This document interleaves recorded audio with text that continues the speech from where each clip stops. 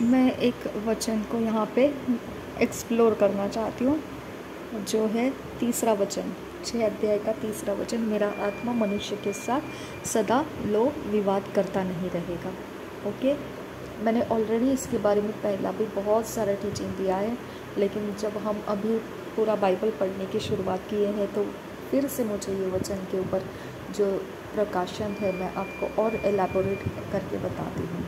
परमेश्वर का ये वाला एरिया ऑफ जो लाइफ है कि उसका कहना है कि मनुष्य जब भी चुनाव करने का टाइम आता है तो मेरा आत्मा बहुत बार उसको बोला है कि तू स्वर्गदूतों को खुश करने के लिए उनको अपनी पुत्रियों को लेने मत दे। वैसे ही आदम को भी परमेश्वर ने बोला था, तू बगीचे की रखवाली कर, वाटिका की रखवाली कर, उसको संभाल के रख। और यहाँ पे परमेश्वर दोबारा आशा करता है मनुष्य से कि तू क्या कर, ठीक तरह से डोमिनेट कर दो। ओके, वश में कर दो सब कुछ को, क्योंकि तेरे से कुछ छीना जाएगा, तेरे ऊपर ज़ोर ज़्यादती डाली जाएगी, लेकिन तू ऐसा होने मत दे। लेकिन फिर भी मनुष्य ये तरीके से है कि उसका भूमि की तरफ कनेक्शन बहुत ज़्यादा है ना। तो इसकी वजह से वो भूमि की ओर जो उसकी कनेक्शन में से सुनने को मिलता है उसी को वो काउंसिल को समझता है और वही काउंसिल को वो पूरा करता है।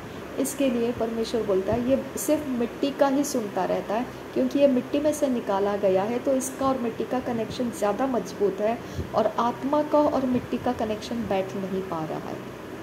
ओके, आत्मा के द्वारा मैं इसको चलाना चाहता हूँ, इसके अंदर मैंने अपना नथुनों का श्वास भरा है और ये जीवित प्राणी बन गया है। इसको मैं आत्मा के द्वारा ऑपरेट करना चाहता हूँ, लेकिन इसका प्राण जो है आत्मा का नहीं सुनता है, इसका प्राण जो है मिट्टी का सुनता है, क्योंकि ये मिट्टी के अंदर से निकाला गया है।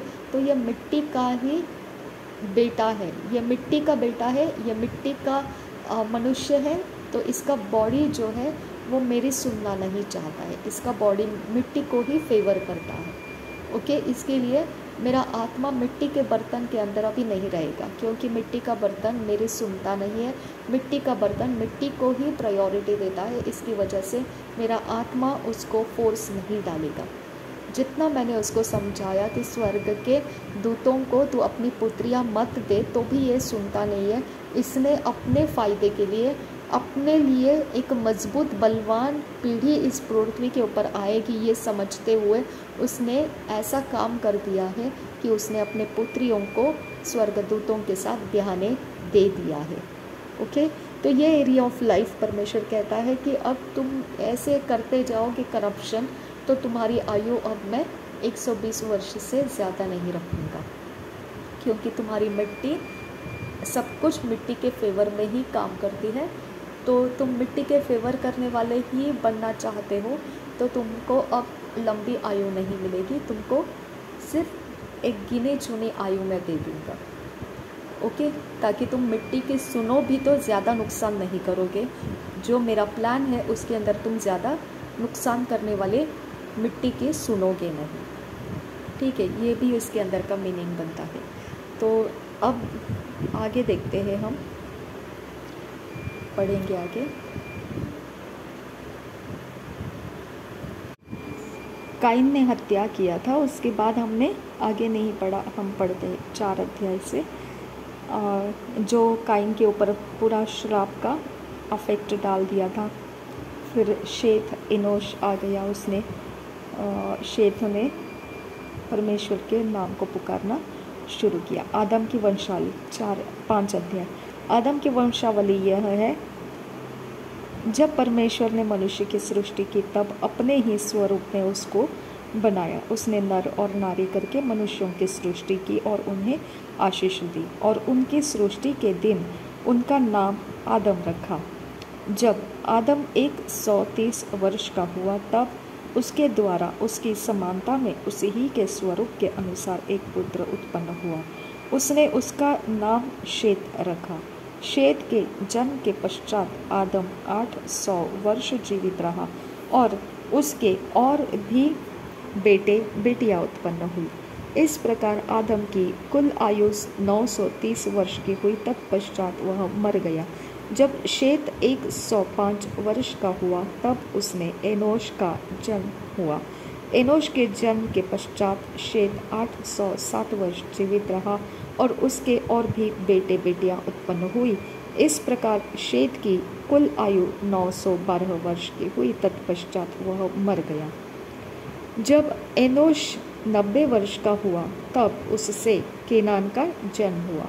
केनान के जन्म के पश्चात एनोश 815 वर्ष जीवित रहा और उसके और भी बेटे बेटियां उत्पन्न हुई। इस प्रकार एनोश की कुल आयु 905 वर्ष की हुई। तत्पश्चात वह मर गया। जब केनान 17 वर्ष का हुआ तब उससे महललेल का जन्म हुआ। महललेल के जन्म के पश्चात केनान 840 वर्ष जीवित रहा और उसके और भी बेटे बेटियां उत्पन्न हुई। इस प्रकार केनान के कुल आयु 910 वर्ष की हुई। तत्पश्चात वह मर गया। जब महललेल 65 वर्ष का हुआ तब उससे यरेद का जन्म हुआ। यरेद के जन्म के पश्चात महललेल 830 वर्ष जीवित रहा और उसके और भी बेटे बेटियां उत्पन्न हुई। इस प्रकार महललेल की कुल आयु 895 वर्ष की हुई। तत्पश्चात वह मर गया।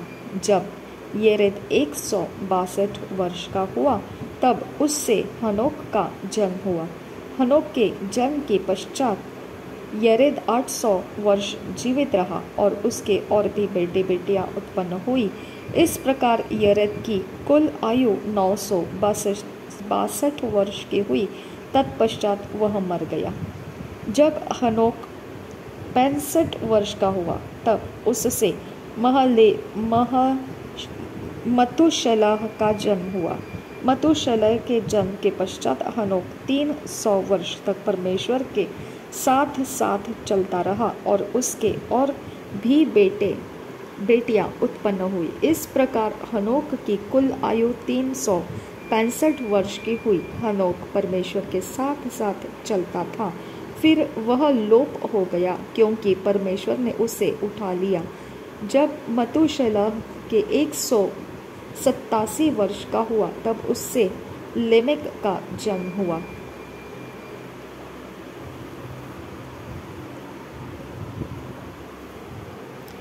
मतुशेलह के बाद हनोक के बारे में क्या लिखा है? जब हनोक 65 वर्ष का हुआ तब उससे मतुशेलह का जन्म हुआ। मतुशेलह के जन्म के पश्चात हनोक 300 वर्ष तक परमेश्वर के साथ चलता रहा और उसके और भी बेटे बेटियां उत्पन्न हुई। इस प्रकार हनोक की कुल आयु 365 वर्ष की हुई। हनोक परमेश्वर के साथ साथ चलता था, फिर वह लोप हो गया क्योंकि परमेश्वर ने उसे उठा लिया। जब मतुशेलह 187 वर्ष का हुआ तब उससे लेमेक का जन्म हुआ। लेमेक के जन्म के पश्चात मतुशेलह 782 वर्ष जीवित रहा और उसके और भी बेटे बेटियां उत्पन्न हुई। इस प्रकार मतुशेलह की कुल आयु 969 वर्ष की हुई। तत्पश्चात वह मर गया। जब लेमेक 182 वर्ष का हुआ तब उससे एक पुत्र का जन्म हुआ। उसने यह कहकर उसका नाम नूह रखा, यहोवा ने जो पृथ्वी को शाप दिया है उसके विषय यह लड़का हमारे काम में और उस कठिन परिश्रम में जो हम करते हैं हमको शांति देगा। नूह के जन्म के पश्चात लेमेक 595 वर्ष जीवित रहा और उसके और भी बेटे बेटियां उत्पन्न हुई। इस प्रकार लेमेक की कुल आयु 777 वर्ष की हुई। तत्पश्चात वह मर गया और नूह 500 वर्ष का हुआ और नूह से शेम और हाम और यपेत का जन्म हुआ। 6 अध्याय मनुष्य जाति की दुष्टता। फिर जब मनुष्य भूमि के ऊपर बहुत बढ़ने लगे और उनके बेटियां उत्पन्न हुई तब परमेश्वर के पुत्रों ने मनुष्यों की पुत्रियों को देखा कि वे सुंदर हैं, जिन्होंने उन्होंने जिस जिसको चाहा उनसे विवाह कर लिया। तब यहोवा ने कहा, मेरा आत्मा मनुष्य से सदा लो विवाद करता न रहेगा, क्योंकि मनुष्य भी शरीर ही है, उसकी आयु 120 वर्ष की होगी। उन दिनों में पृथ्वी पर दानव रहते थे, और इसके पश्चात जब परमेश्वर के पुत्र मनुष्य की पुत्रियों के पास गए, तब उनके द्वारा जो पुत्र उत्पन्न हुए वे शूरवीर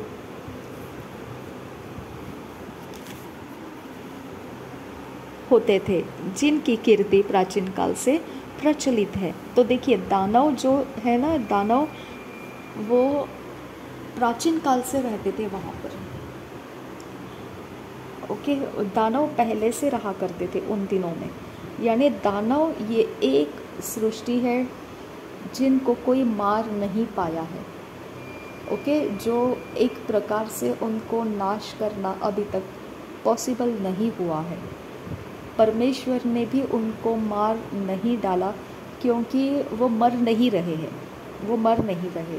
ओके, परमेश्वर ने सारी जगहों से उनको मार डालने का पूरा तैयारी रखा है, लेकिन वो उसको भी पार कर रहे हैं, वो उसको भी क्रॉस करते जा रहे हैं। यानी कि दानव ये एक जाति है ऑलरेडी इस पृथ्वी के ऊपर, जिस जो ऐसी जाति है इस पृथ्वी के ऊपर कि वो जीवित रहते ही जा रही है। उनका जनरेशन ख़त्म नहीं हो रहा है, उनका जीनियोलॉजी ख़त्म नहीं हो रहा है। ओके, दानवों का जीनियोलॉजी ख़त्म नहीं हो रहा है।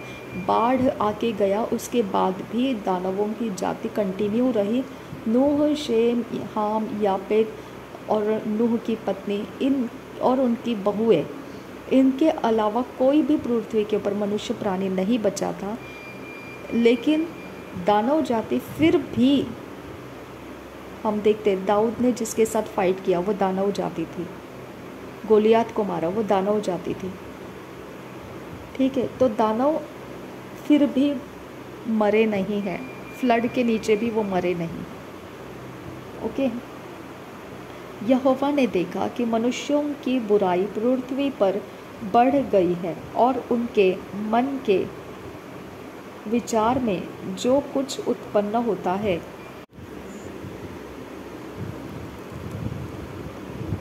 यहोवा ने देखा कि मनुष्यों की बुराई पृथ्वी पर बढ़ गई है, और उनके मन के विचार में जो कुछ उत्पन्न होता है वह निरंतर बुरा ही होता है।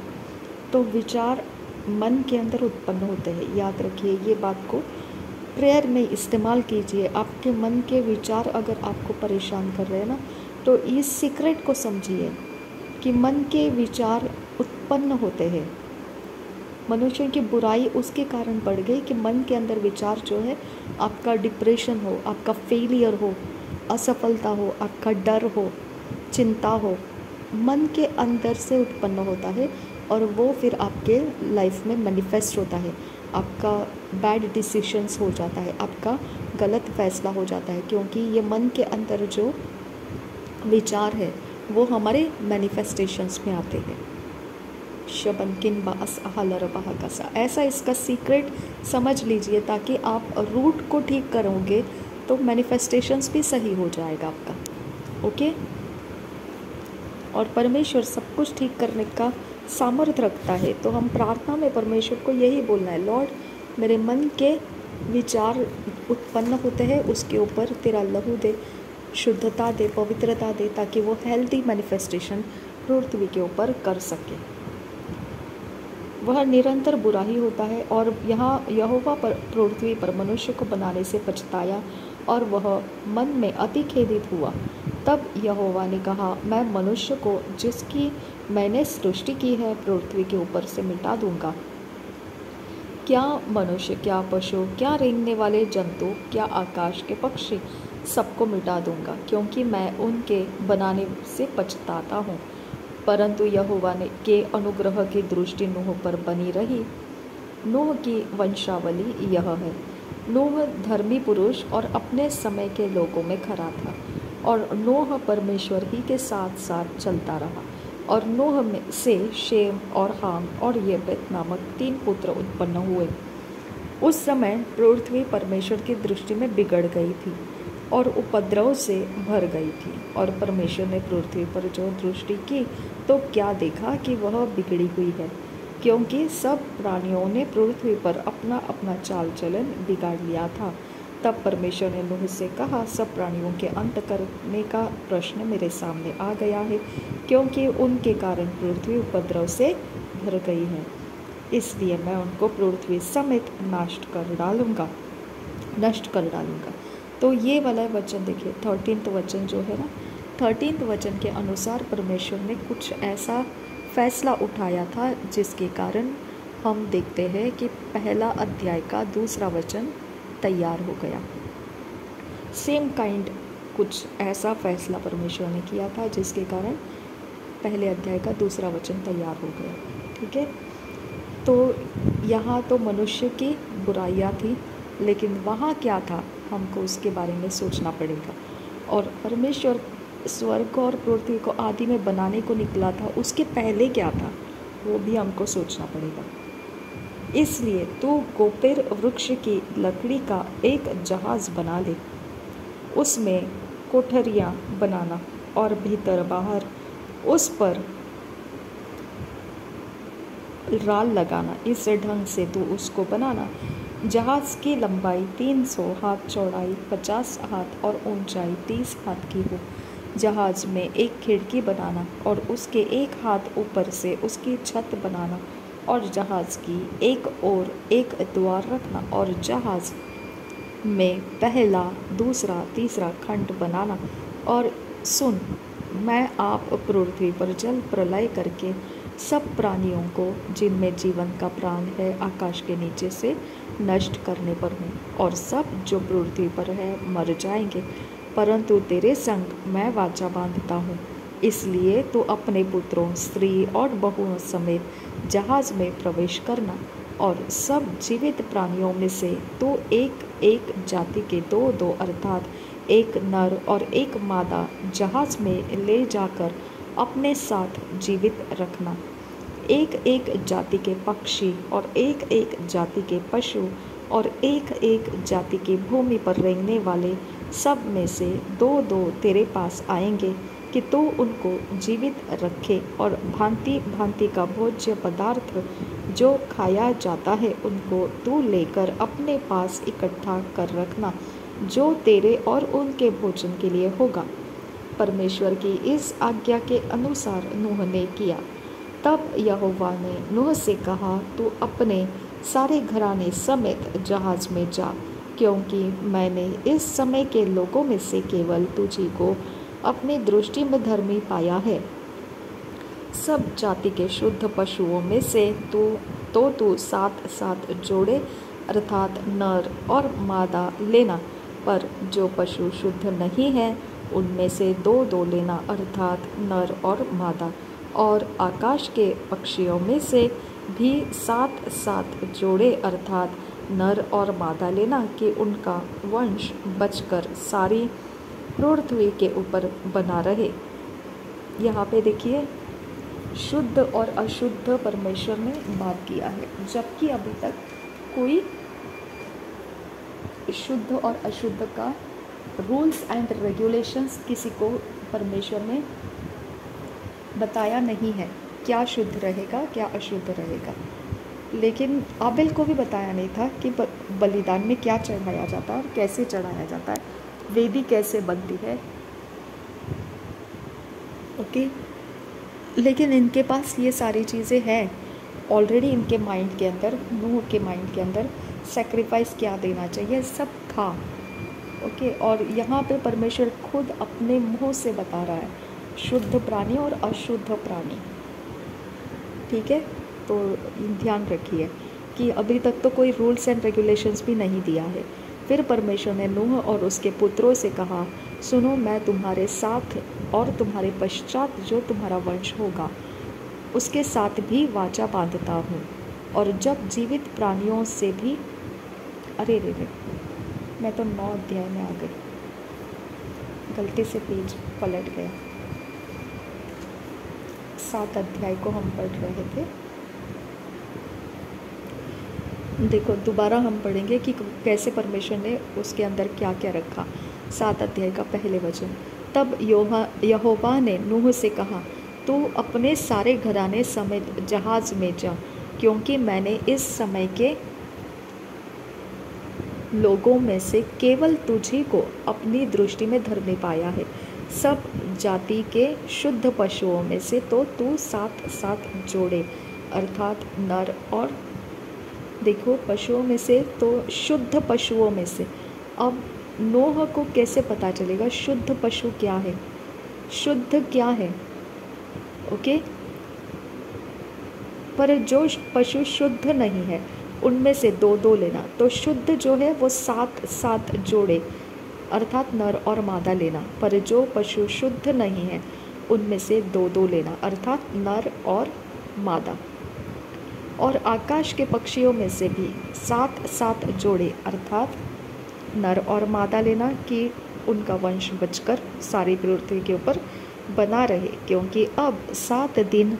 देखो पक्षियों में कोई शुद्ध अशुद्ध नहीं था, लेकिन पशुओं में शुद्ध अशुद्ध बोला गया। पक्षियों के विषय में कोई शुद्ध अशुद्ध की बात नहीं हुई है।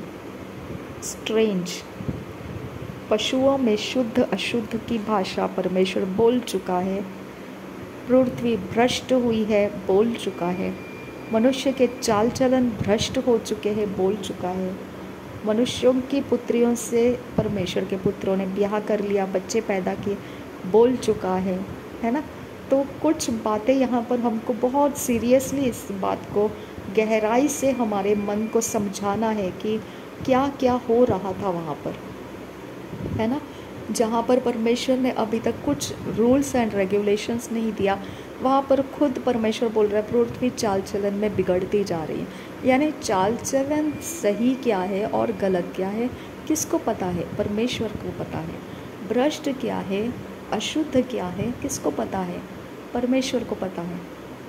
ओके, पक्षियों ने कहाँ होना चाहिए? आकाश में उड़ना है। पशु प्राणियों ने कहाँ होना है? जीव जंतुओं ने कहाँ होना है?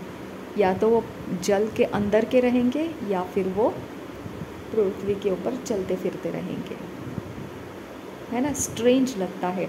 सारी चीज़ों को परमेश्वर जानता है कि वो क्यों बनाया है, और ये सारी चीज़ें आदि में जो स्वर्ग और पृथ्वी बनाया था उसके पहले कहीं है ये चीज़ें। ओके, उसके पहले ये सब कुछ है, वहाँ उनका आइडेंटिफिकेशंस मौजूद है।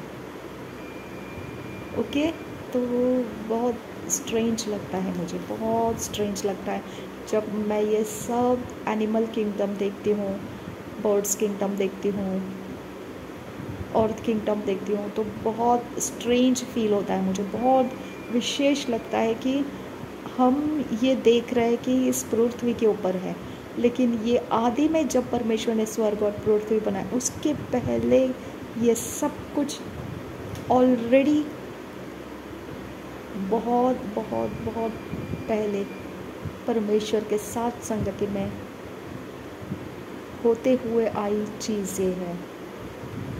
ओके, आकाश में चांद सितारे ये सब ऑलरेडी परमेश्वर के साथ होते हुए आई चीज़ें हैं। ये सारा परमेश्वर का वैभव है, ये सारा परमेश्वर का ऐश्वर्य है। ये सारी चीज़ें ऑलरेडी परमेश्वर के अस्तित्व में आकाश और पृथ्वी बनाने के पहले से मौजूद है। ओ माय गॉड, उसने सिर्फ एक यूनिवर्स के अंदर उसको लाकर डिज़ाइन कर दिया है, लेकिन ये सारी ऑलरेडी उसके साथ रहने वाली वस्तुएं हैं। उसके संगति के अंदर, उसके एटमॉस्फेयर के अंदर सब कुछ उसने ये अपने संगति की चीज़ें यूनिवर्स में दिया है। सेम टू सेम चीज़ें दिया है यूनिवर्स के अंदर। समझ पाओ तो समझो क्योंकि बहुत स्ट्रेंज है ये, बहुत स्ट्रेंज है। हमको लगता है आज और कल, लेकिन आदि में जो स्वर्ग और पृथ्वी बनाया था उसके भी पहले की ये सारी सब कुछ परमेश्वर के संगति का है।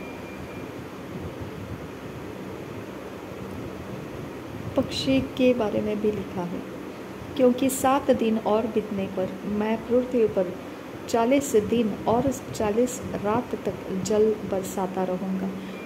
जितने प्राणी मैंने बनाए हैं उन सबको भूमि के ऊपर से मिटा दूंगा। अब पहले यहाँ पर देखिए कितने, क्योंकि अब 7 दिन और बीतने पर, ओके। यहाँ 13 वचन में देखिए, 6 अध्याय के 13 वचन में, तब परमेश्वर ने नूह से कहा, सब प्राणियों के अंत करने का प्रश्न मेरे सामने आ गया है, क्योंकि उनके कारण पृथ्वी उपद्रव से भर गई है, इसलिए मैं उनको पृथ्वी समेत नष्ट कर डालूंगा। इसलिए तू गोपेर वृक्ष की लकड़ी का एक जहाज बनाना। ओके, तो ये सब उसने प्लान दिया, वो कैसे जहाज बनना है। परंतु तेरे संग मैं वाचा बांधता हूँ, इसलिए तू अपने पुत्र, स्त्री और बहुओं समेत जहाज में प्रवेश करना। अब 17 वचन देखिए, और सुन, मैं आप पृथ्वी पर जल प्रलय करके सब प्राणियों को जिनमें जीवन का प्राण है आकाश के नीचे से नष्ट करने पर हूँ। आकाश के नीचे से यानी पृथ्वी के ऊपर से नष्ट करने पर हूँ, और सब जो पृथ्वी पर है मर जाएंगे। परंतु तेरे संग मैं वाचा बांधता हूँ, इसलिए तू अपने पुत्र, स्त्री और बहुओं समेत जहाज में प्रवेश करना। और सब जीवित प्राणियों में से तू एक एक जाति को के 2-2 अर्थात नर और एक नर और एक मादा जहाज में लेकर अपने साथ जीवित रखना, जैसा परमेश्वर ने आदम को बोला था कि वाटिका की रखवाली करना। ओके, जैसा परमेश्वर ने आदम को बोला था कि ये वाला फल नहीं खाना। ओके, जैसा परमेश्वर ने बोला था, अब तू पृथ्वी के ऊपर जा और खेती कर, तू इसी वाटिका के अंदर रुक कर तू जीवन का फल ना खा ले और सदा जीवित ना रहे, इसके लिए तू निकल जा वाटिका के बाहर। जैसा परमेश्वर ने कहा वैसा ही करना था, है ना। लेकिन कहीं ना कहीं तो आदम ने मिस्टेक किया, कहीं ना कहीं काइन ने मिस्टेक किया। अब यहाँ पर नूह का अटेंडेंस लग गया है, नूह के ऊपर अटेंडेंस लग गया है, नूह के ऊपर जिम्मेदारी डाली गई है अपने साथ सब कुछ को जीवित रखना, यानी सरवाइव करना, मर नहीं जाना अंदर ही अंदर घुट कर। कुछ है तो मुझसे बातें करना, कुछ ज़रूरत है, कुछ प्रॉब्लम है तो मुझे बताना, है ना। और सरवाइव करने के लिए परमेश्वर ने कहा इसके अंदर नूह को और सारे जीव जंतुओं के साथ नूह को जिम्मेदारी के साथ जीवित रहने के लिए कहा। एक एक जाति के पक्षी और एक एक जाति के पशु और एक एक जाति के भूमि पर रेंगने वाले सब में से 2-2 तेरे पास आएंगे, और कि तू उनको जीवित रखे, और भांति भांति का भोज्य पदार्थ जो खाया जाता है उनको तू लेकर अपने पास इकट्ठा कर रखना, जो तेरे और उनके भोजन के लिए होगा। परमेश्वर की इस आज्ञा के अनुसार नूह ने किया। तो हम बोलते हैं कि यीशु मसीह ने भूखों को रोटी खिलाया, परमेश्वर ने इज़राइलियों को मन्ना खिलाया। यहाँ पर नूह को भी परमेश्वर जीवित रहने के, सरवाइव करने की योजना बता रहा है। यूनिवर्स का परमेश्वर है वो। ओके, रेडीमेड फ्रूट्स उसने पेड़ों के ऊपर रखे थे और आदम और हव्वा को बोला था रेडीमेड फ्रूट्स से बस लेना है, खाना है, ये एक फल छोड़कर बाकी सब खा सकते हो, बेखटके खा सकते हो, सब तुम्हारे लिए हेल्दी फ्रूट्स है, देखने में मन को भाने वाले हैं। लेकिन यहाँ पे देखो परमेश्वर ने नूह को भी वही बोला, भोजन की सामग्रियों को इकट्ठा करके घर में बटोर कर रखना, ताकि तू खा पीकर तंदुरुस्त रहे और जीवित रहे, नाश ना हो जाए, ख़त्म ना हो जाए, मर ना जाए, भूख पीड़ा से तू मर ना जाए, है ना। तो ये वाला एरिया हमको समझ में आना चाहिए कि परमेश्वर भूखा नहीं रखता है, परमेश्वर सरवाइव करने के लिए स्टोर करके रखो बोलता है, ताकि तुम कठिन समय में सरवाइव कर सको। ओके, कठिन समय में तुम्हारे पास भोजन वस्तु रहे ताकि तुम सरवाइव कर सको। हालेलुया, ये बात को ध्यान रखना है कि तुम सरवाइव करना है तो कठिन समय के लिए जो उपलब्धियाँ चाहिए वो बटोर कर रखिए। ये परमेश्वर के वचन के अनुसार है। ठीक है। प्रभु यीशु ने मिरेकल किया, रोटी का, ये सब ठीक है। ओके। टैक्स के लिए उसने मछली के मुंह से पैसे निकाले। परमेश्वर ने भी इस्राएलियों को मन्ना दिया। मिस्र के देश के अंदर से निकलते समय उनकी सारी धन दौलत, सारे जितने भी उनके पास थे, कुछ अच्छी अच्छी अनमोल चीज़ें, सब निकाल कर उन्होंने दे दिया था इस्राएलियों को। तो परमेश्वर मिरेकल करता है, लेकिन परमेश्वर इसकी वैल्यू भी रखता है कि हमारे पास उपलब्धियों को हमने रखना है। ओके। हमारे पास उपलब्धियों को हमने कठिन समय के हिसाब से कुछ बटोर कर रखना है। परमेश्वर इस बात को कबूल नहीं करता है कि हम पूरे खाली बर्तन होकर घूमते फिरते रहे। ऐसा कबूल नहीं करता है। वो कहता है कठिन समय के लिए अपनी ज़रूरत की चीज़ों को बटोर कर रखो। कठिन समय के लिए तुम अपने पास उस समय को पार करके जीवित रहना है, ये सोच कर उस हिसाब की चीज़ों को अपने साथ पकड़ के रखो। वो किसी को दो मत, वो संभाल के रखो। ठीक है। तब यहोवा ने नूह से कहा, तू अपने सारे घराने समेत जहाज में जा, क्योंकि मैंने इस समय के लोगों में से केवल तुझी को अपनी दृष्टि में धर्मी पाया है। सब जाति के शुद्ध पशुओं में से तो तू 7 जोड़े अर्थात नर और मादा लेना, पर जो पशु शुद्ध नहीं है उनमें से 2 लेना अर्थात नर और मादा। और आकाश के पक्षियों में से भी 7 जोड़े अर्थात नर और मादा लेना, कि उनका वंश बचकर सारी पृथ्वी के ऊपर बना रहे। अब शुद्ध और अशुद्ध पशु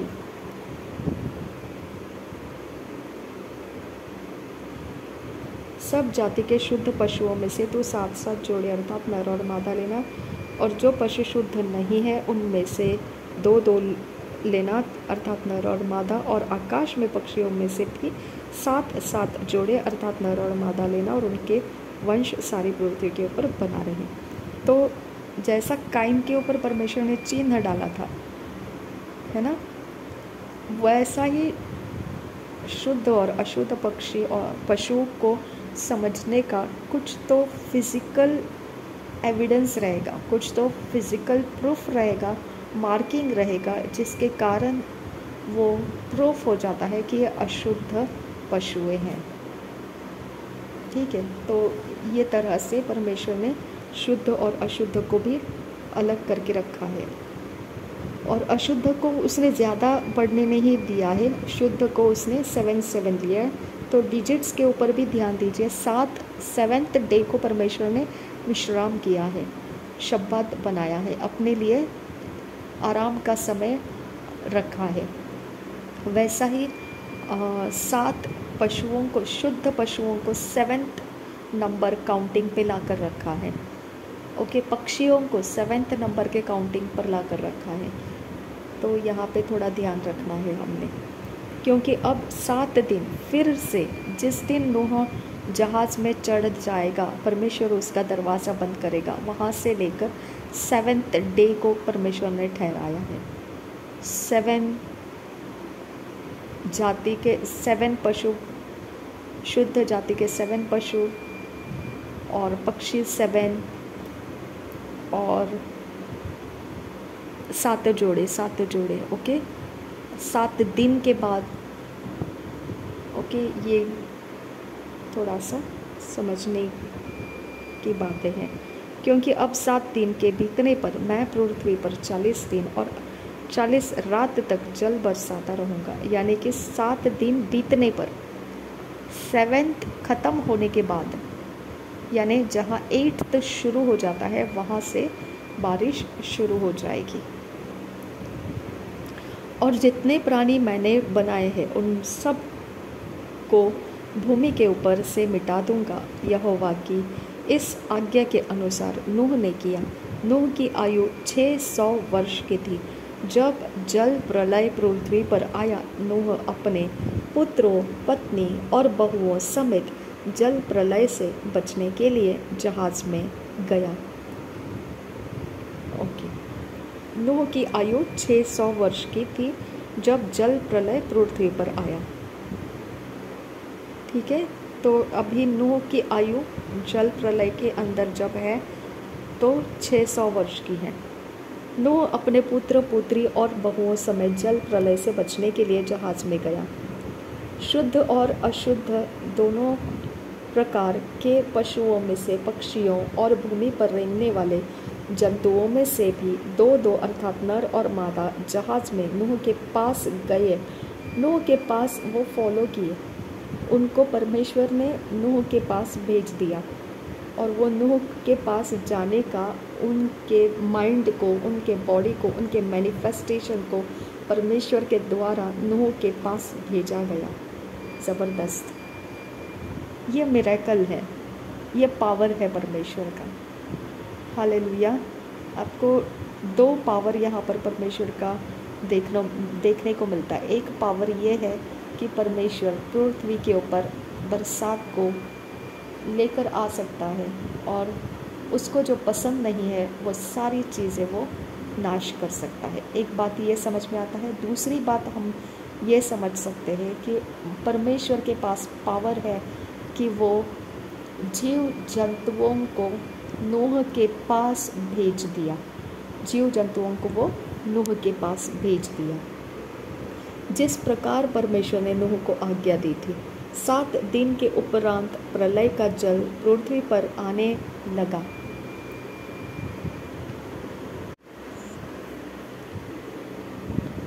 सात दिन के उपरांत प्रलय का जल पृथ्वी पर आने लगा। जब नूह की आयु 600वें वर्ष के दूसरे महीने का 17वां दिन आया, उसी दिन बड़े गहरे, अब नूह की आयु, अब यहाँ पर ध्यान दीजिए 9 वचन, और भूमि पर रेंगने वाले जंतुओं में से भी दो दो अर्थात नर और मादा जहाज में नूह के पास गए जिस प्रकार परमेश्वर ने नूह को आज्ञा दी थी। 7 दिन के उपरांत प्रलय का जल पृथ्वी पर आने लगा।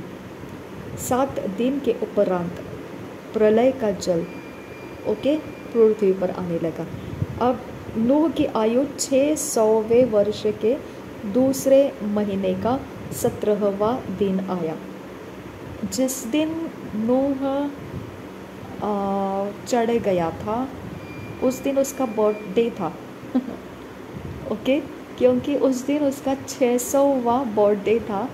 ऐसा ही सोचना पड़ेगा, उसका 600वां बर्थडे था और 600वां बर्थडे के आगे 2 महीने बीत गए और 17 दिन बीत गए। जब नूह की आयु के 600वें वर्ष के दूसरे महीने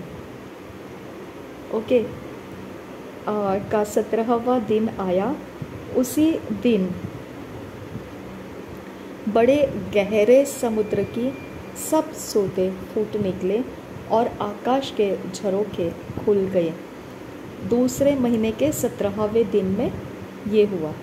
और वर्षा आप देखेंगे तो दूसरे महीने के, अगर हम अपने कैलेंडर के हिसाब से देखेंगे तो जनवरी, फरवरी फॉर एग्जांपल, तो एक कॉमन यूज़ से देखेंगे 2 महीने 30 डेज़ तो 60 डेज़ होता है। 60 डेज़ एंड प्लस 17 डेज़, तो 60 + 10 70 और प्लस 7 77 77 दिन टोटल, एक काउंटिंग के हिसाब से देखेंगे तो तो और परमेश्वर ने यहाँ पर क्या बोला है, जिस दिन तू चढ़ेगा उसके 40 दिन रात तक मैं उस दिन 7 दिन के बाद शुरू करूँगा।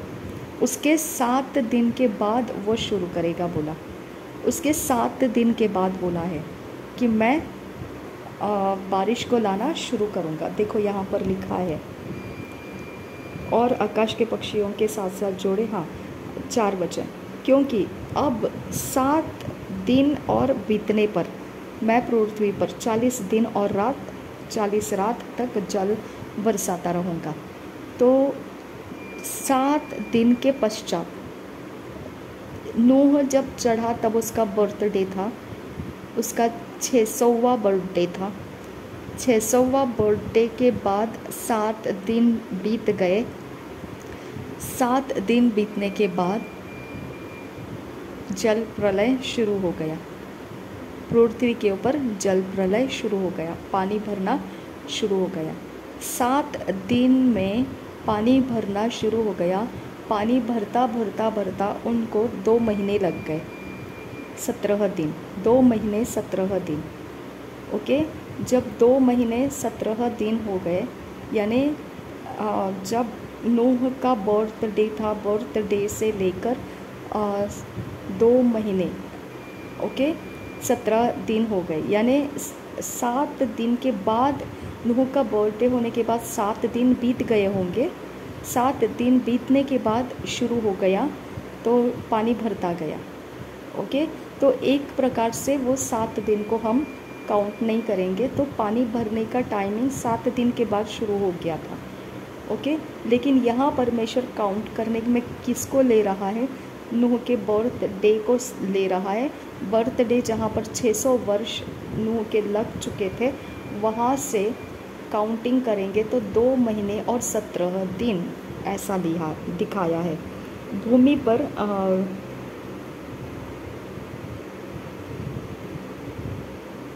11 वचन, जब नूह की आयु के 600वें वर्ष के दूसरे महीने का 17वां दिन आया, उसी दिन बड़े गहरे समुद्र के सब सोते फूट निकले और आकाश के झरोखे खुल गए। ये एक एक्स्ट्रा ऑर्डिनरी काम उस समय हुआ। ओके, लेकिन नूह का बर्थडे में वो जहाज़ के अंदर गया, वहाँ से 7 डेज़ के अंदर, 7 डेज़ के बाद क्या हो गया? वहाँ पर जल प्रलय शुरू हो गया था, पृथ्वी पर पानी भरने लगा था। ओके, और एग्जैक्ट नूह के 600वें वर्ष के दूसरे महीने 17वें दिन को एक एक्स्ट्रा ऑर्डिनरी काम हो गया। बड़े गहरे समुद्र के सब सोते फुट निकले और आकाश के झरोखे खुल गए। आकाश के अंदर झरोखे हैं, ये एक सीक्रेट हमको यहाँ पर देखने मिलता है। और बड़े गहरे समुद्र के सोते फुट निकल सकते हैं। ओके, ये भी हमको एक सीक्रेट पता चला। ठीक है, आकाश के अंदर झरोखे हैं, ये तो पहले अध्याय के अंदर हम पढ़ चुके हैं कि आकाश 2 भाग में डिवाइड कर दिया गया। आकाश के ऊपर पानी है, आकाश जल 2 भाग में डिवाइड किया गया। आकाश के ऊपर पानी है, आकाश के नीचे पानी है। जो नीचे पानी है उसे समंदर कहा गया, जो आकाश के ऊपर पानी है वो आकाश के ऊपर है। वहाँ से परमेश्वर कहता है आकाश के झरोखे खोले गए, यानी आकाश के अंदर खिड़कियाँ हैं आकाश के अंदर झरोखे हैं। ओके, वो पानी को रोकने वाला कुछ तो सिस्टम है परमेश्वर के पास। और समुद्र के अंदर से पानी बाहर आने के लिए सोते फुटना पड़ता है, सोते फुट निकलना पड़ता है। गहराई में से बड़े गहरे समुद्र के सब सोते फुट निकले, यानी बहुत सारे सोते हैं उसके अंदर जो फुट निकलते हैं, तो पानी पृथ्वी के ऊपर आ सकता है, अपनी बाउंड्री को तोड़कर आ सकता है। ओके, ये सीक्रेट याद रखना है हमने। जब भी हमको प्रार्थना करना है तब ऐसे सीक्रेट्स हमको समझ में आना चाहिए कि परमेश्वर क्या है हमारे लिए। ओके, और 12 वचन देखिए, इसमें से पावर निकलता है जब हम परमेश्वर के सीक्रेट को कैच करते हैं। हमारे हृदय को परमेश्वर की गहरी बात, सेंसिटिव बातों को जब हम कैच करते हैं तो एक्स्ट्रा ऑर्डिनरी स्ट्रेंथ हमारे साथ कनेक्ट होता है परमेश्वर का। वो कुछ भी काम कर सकता है। मुझे वो वॉरफेयर प्रेयर करने में बहुत हेल्प करता है। ओके, जब मैं वॉरफेयर प्रेयर करती हूँ काम होकर आता है। ये सीक्रेट है इसके अंदर का। ओके, आपके लिए वो कुछ और तरीके से काम कर जाएगा, मेरे लिए वॉरफेयर के लिए, डिलीवरेंस मिनिस्टर के लिए काम कर जाता है। ओके, और वर्षा 40 दिन और 40 रात निरंतर पृथ्वी पर होती रही। ओके, तो ये दूसरे महीने के 17वें दिन से लेकर 40 दिन और 40 रात तक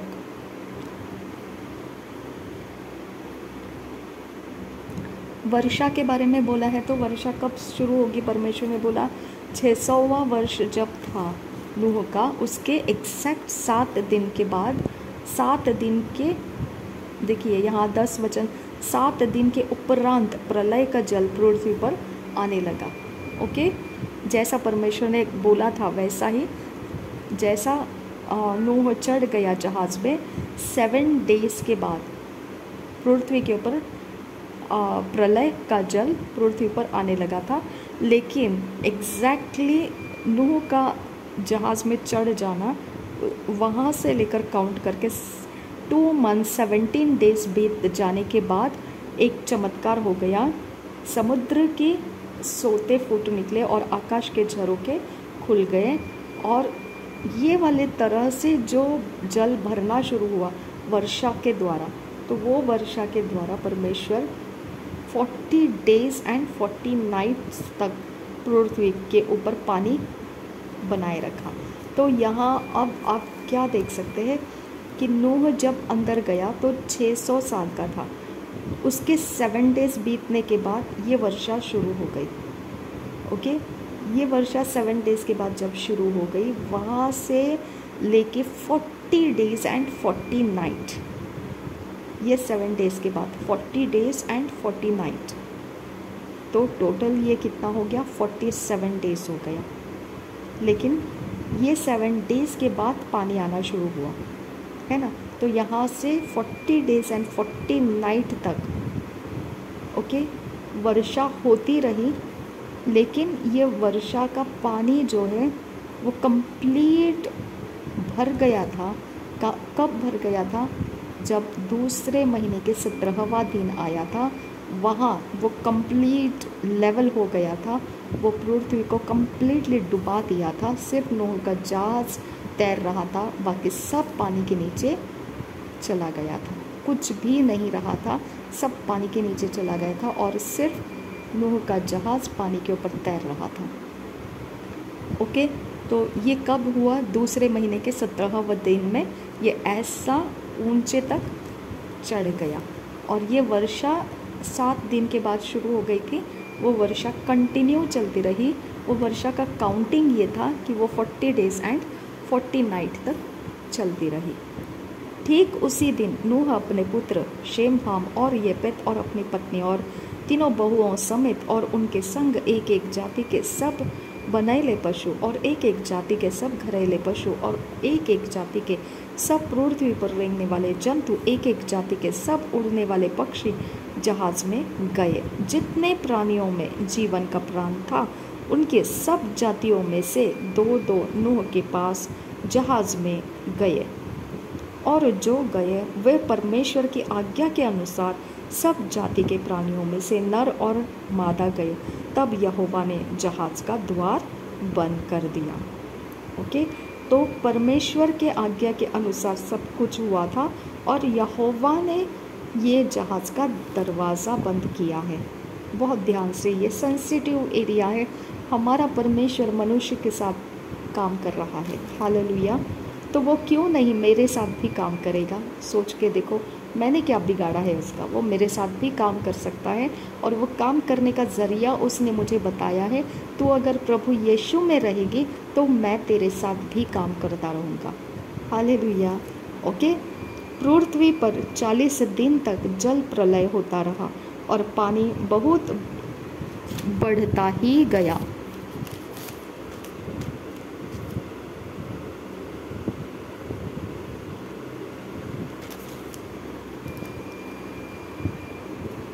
जिससे जहाज ऊपर को उठने लगा और वह पृथ्वी पर से ऊंचा उठ गया। जल बढ़ते बढ़ते पृथ्वी पर बहुत ही बढ़ गया और जहाज जल के ऊपर तैरता रहा। जल पृथ्वी पर अत्यंत बढ़ गया, यहाँ तक कि सारी धरती पर जितने बड़े बड़े पहाड़ थे सब डूब गए। जल 15 हाथ और ऊपर बढ़ गया और पहाड़ भी डूब गया। और क्या पक्षी, क्या घरेलू पशु, क्या बनेले पशु और पृथ्वी पर सब रेंगने वाले प्राणी और जितने जंतु पृथ्वी में बहुतायत से भर गए थे, वे सब के सब और सब मनुष्य मर गए। जो जो स्थल पर थे उनमें से जितनों के नथनों में जीवन का श्वास था, सब मर मिटे। और क्या मनुष्य, क्या पशु, क्या रेंगने वाले जंतु, क्या आकाश के पक्षी, जो जो भूमि पर थे, सब पृथ्वी पर से मिट गए। केवल नूह और जितने उसके संग जहाज में थे वे ही बच गए। और जल पृथ्वी पर 150 दिन तक प्रबल रहा। ओके, ये जल नूह के आयु के 600वें वर्ष के दूसरे महीने का 17वां दिन में फूटकर भर गया। और यहाँ से लेकर जल पृथ्वी पर 150 दिन तक प्रबल रहा। 150 दिन तक प्रबल रहा। माय गॉड, 150 दिन तक प्रबल रहा। 8 वचन, परंतु परमेश्वर ने नूह और जितने बनैले पशु और घरेलू पशु उसके संग जहाज में थे उन सबों को की सुधि ली। और परमेश्वर ने पृथ्वी पर पवन बहाई और जल घटने लगा। जब बाढ़ या कोई प्रकार की आपको परेशानी लगता है कि कहीं फ्लड आया, कहीं ये हो गया, वो हो गया, हम परमेश्वर से ये प्रार्थना कर सकते हैं, परमेश्वर तेरे आकाश के झरोखों में तेरा पानी लौटा दे और तेरे समंदर के सोते अपनी अपनी जगह में चले जाए और बंद हो जाए, और तू हमारी सुधि ले, तेरे पवन को बहा और जल घटा दे। ये प्रेयर पॉइंट बनाकर हम परमेश्वर से प्रार्थना करके फ्लड को या आने वाले फ्लड की विपत्तियों को स्टॉप कर सकते हैं।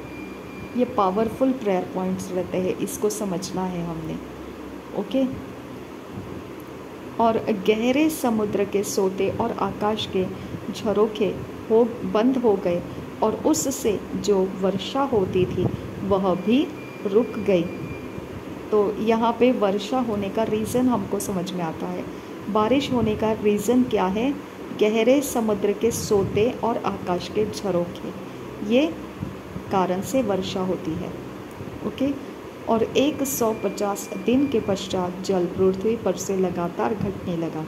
7वें महीने के 17वें दिन को जहाज़ अरारत नाम पहाड़ पर टिक गया और जल 10वें महीने तक घटता चला गया। यहाँ 150 दिन के पश्चात बोला है कि पृथ्वी पर से लगातार जल घटने लगा। ओके। 7वें महीने के 17वें दिन को जहाज़ अरारत नामक पहाड़ पर टिक गया। 7वां महीना यानी 150 दिन तक के पश्चात, दिन के बाद। ओके, 150 दिन के बाद। और यहाँ पे लिखा है 40 दिन और 40 रात तक मैं पृथ्वी के ऊपर रखूँगा पानी। लेकिन परमेश्वर ने क्या बोला? 40 दिन और 40 रात तक जल बरसाता रहूँगा। चौथे वचन, 7 अध्याय का 4था वचन, 40 दिन और 40 रात तक जल बरसाता रहूँगा। 2 महीने और 17वें दिन को सोते फोड़कर बाहर लाऊंगा और आकाश के झरोखे को खोलकर लाऊंगा। और 40 दिन 40 रात निरंतर पृथ्वी के ऊपर वर्षा होती रही। 12 वचन। ओके, कंटिन्यू पृथ्वी के ऊपर वर्षा होती रही। और वर्षा होती रही अलग बात है, लेकिन वर्षा होती रही तो पानी को रखने का टाइमिंग परमेश्वर बताता है 150 दिन। ओके, 150 दिन तक पानी पृथ्वी के ऊपर ठहरा रहा। शबकिन बा अस ई लरबो कसा लाहत इन एक बुरहुल रहा खसियाम दुरा रिद अल्बो का सहा लरबहो को सियाम तो कम्बरो हुसा अदनकिन व एक बरहा लरबहा खसियाम दुरा। 7वें दिन को नूह जब 600 साल का था, 7वां दिन जब लग गया 600 साल के बाद, नूह ऑलरेडी जहाज़ के अंदर चला गया था। और 7वें दिन के बाद बारिश शुरू हो चुका था। नूह 7वें दिन के जहाँ नूह का 600 साल हो गया लग गया था, उसी दिन जब जहाज़ के अंदर चढ़ गया, तब से लेकर 2 महीने 17वें दिन को आकाश में से झरोखे खोल दिए गए, समुद्र के सब सोते फूट निकले, पूरा पृथ्वी भर दिया। वहाँ जो पृथ्वी भर दिया वो परमेश्वर ने बारिश बने रहने का कारण बताया। बारिश बने रहने का टाइमिंग उसने बताया 40 दिन 40 रात निरंतर बारिश को परमेश्वर ने बनाए रखा। और यहाँ पे परमेश्वर बताता है, जो पानी मैंने आकाश के झरोखे खोल कर रखे थे और समुद्र के सोते खोल कर रखे थे, वो इतना ज़्यादा उसको मैंने पृथ्वी के ऊपर आने दिया कि उसके द्वारा सारे ऊंचे ऊंचे पहाड़ भी पानी के नीचे चले गए।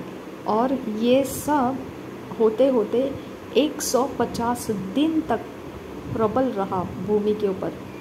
ओके, 150 दिन तक भूमि के ऊपर प्रबल रहा वो पानी, सबको डुबाता ही गया, उसका लेवल बढ़ता गया बढ़ता गया बढ़ता गया बढ़ता गया बढ़ता गया, पहाड़ के पहाड़ पहाड़ के पहाड़ पहाड़ के पहाड़, सब पानी उसके ऊपर ऊपर ऊपर ऊपर ऊपर ऊपर जाता रहा। 150 दिन तक उसने उसको ऊपर ऊपर उठने दिया। ओके, फिर परमेश्वर ने सबकी सुधि ली, 8 अध्याय, और परमेश्वर ने पृथ्वी पर पवन बहाई और जल घटने लगा। फिर परमेश्वर ने उस ऊपर ऊपर ऊपर ऊपर ऊपर ऊपर चढ़ते जाने वाला जल को परमेश्वर ने ऊपर जाने से बचा लिया, बंद कर दिया, हवा बहाई और वहाँ से अब नीचे नीचे नीचे नीचे नीचे नीचे जल जाने लगा। ओके, और गहरे समुद्र के सोते और आकाश के झरोखे बंद हो गए। तो ऊपर ऊपर ऊपर पानी चढ़ता जा रहा था, तब समुद्र के सोते खुले हुए थे और आकाश के झरोखे भी खुले हुए थे। जब घटता घटता घटता घटता जाने लगा तो समुद्र के सोते बंद हो गए थे, आकाश के झरोखे भी बंद हो गए थे। तो अब ये पानी जाएगा कहाँ? रिटर्न बैक जाने के लिए तो उसको अंदर अंदर लेने के लिए तो खुलना चाहिए ना। तो खोले गए तो पानी चढ़ता गया, बंद हो गए तो पानी नीचे नीचे जाने लगा। तो ये जा कहाँ रहा है पानी? ओके, तो हवा के द्वारा वो सुखाया जा रहा है और उससे जो वर्षा होती थी वह भी रुक गई। और 150 दिन के पश्चात जल पृथ्वी पर से लगातार घटने लगा। ओके, तो ये अब समय आ गया। 7वें महीने के 17वें दिन को जहाज़ अरारात नामक पहाड़ पर टिक गया और जल 10वें महीने तक घटता चला गया। 10वें महीने के पहले दिन को पहाड़ों की चोटियाँ दिखाई दी। फिर ऐसा हुआ कि 40 दिन के पश्चात नूह ने अपने बनाए हुए जहाज की खिड़की को खोलकर एक कौवा उड़ा दिया। फिर ऐसा हुआ 40 दिन के पश्चात नूह ने अपने बनाए हुए जहाज की खिड़की को खोलकर, ये कौन सा 40 दिन है? अब ये तो जल के बारे में तो 10वां महीना आ गया। ओके, 10वें महीने के पहले दिन को पहाड़ों की चोटियाँ दिखाई दी। तो 10वें महीने के 40वें दिन के पश्चात नूह ने, यानी 10वां महीना मतलब 40 दिन है क्या ये? आई डोंट नो, काउंटिंग परमेश्वर का है। अपने बनाए हुए जहाज़ की खिड़की को खोलकर एक कौवा उड़ा दिया। जब तक जल पृथ्वी पर से सूख न गया तब तक कौवा इधर उधर फिरता रहा। फिर उसने अपने पास से एक कबूतरी को भी उड़ा दिया कि देखे कि जल भूमि पर से घट गया कि नहीं। उस कबूतरी को अपने पैर टेकने के लिए कोई आधार न मिला, तो वह उसके पास जहाज़ में लौट आई, क्योंकि सारी पृथ्वी के ऊपर जल ही जल छाया था। तब उसने हाथ बढ़ाकर उसे अपने पास जहाज़ में ले लिया। तब और 7 दिन तक ठहरकर उसने उसी कबूतरी को जहाज़ में से फिर उड़ा दिया। और कहाँ कितना दिन ठहरकर? तब और 7 दिन ठहरकर। उस कबूतरी को जहाज़ में से फिर उड़ा दिया और कबूतरी सांझ के समय उसके पास आ गई तो क्या देखा, उसकी चोंच में जैतून का एक नया पत्ता है। उससे नूह ने जान लिया कि जल पृथ्वी पर घट गया है। फिर उसने 7 दिन और ठहरकर उसी कबूतरी को उड़ा दिया और वह उसके पास फिर कभी लौटकर नहीं आई। नूह की आयु के 601 वर्ष के पहले महीने के पहले दिन जल पृथ्वी पर से सूख गया, यानी नूह कंप्लीट 1 साल जहाज़ के अंदर था। ओके, 1 वर्ष के पहले महीने जब उसका पूरा फर्स्ट ईयर कंप्लीट हुआ 600 ईयर्स के बाद, 600 ईयर्स के बाद जो पहला 601 का बर्थडे आया, उसके पहले महीने के पहले दिन जल पृथ्वी पर से सूख गया। तब पहले महीने के पहले दिन, यानी कि जिस दिन नूह का बर्थडे था उसका फर्स्ट डे, ओके, उसका उस महीने के फर्स्ट डे में, उस महीने का फर्स्ट डे जहाँ था उस डेट में अभी नूह का बर्थडे 601 लग गया, समझो आज उसका बर्थडे है। ओके, तो आज उसका बर्थडे है, तो आज के बाद जो फर्स्ट मंथ लगता है, वर्ष के पहले महीने के पहले दिन, ओके, आज जिस मंथ के अंदर है, आज से जो मंथ शुरू हो जाएगा, आज से जो महीना शुरू हो जाएगा, उस मंथ के फर्स्ट डे को, ओके, यानी टुमारो उसका फर्स्ट डे है, फर्स्ट डे को जल पृथ्वी पर से सूख गया। तब नूह ने जहाज की छत खोलकर क्या देखा कि धरती सूख गई है और दूसरे महीने के 27वें दिन को पृथ्वी पूरी रीति से सूख गई।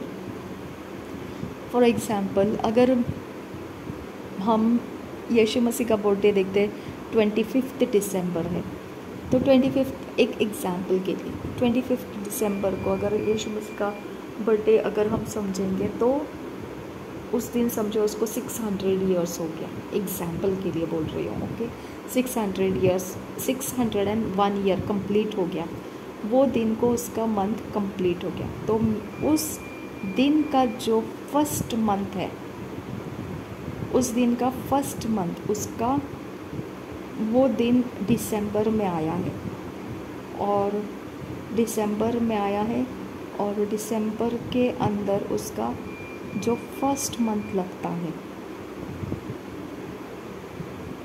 दिसंबर के अंदर फर्स्ट मंथ कौन सा है? नहीं, मुझे ये कैलकुलेशन मुश्किल लगता है समझने को। ओके, दूसरे महीने के 27वें दिन को पृथ्वी पूरी रीति से सूख गई। तब परमेश्वर ने नूह से कहा, तू अपने पुत्रों, पत्नी और बहुओं समेत जहाज में से निकल आ। यानी परमेश्वर ने जहाज़ का दरवाज़ा बंद किया था, परमेश्वर ने उसको बोला कि अब तू बाहर निकल सकता है। यानी जब तक परमेश्वर नहीं बताता है तब तक वो जहाज़ के बाहर नहीं आया था। 13 वचन बहुत मज़ेदार है। नूह की आयु के 601 वर्ष के पहले महीने के पहले दिन पृथ्वी जल पर से सूख गया।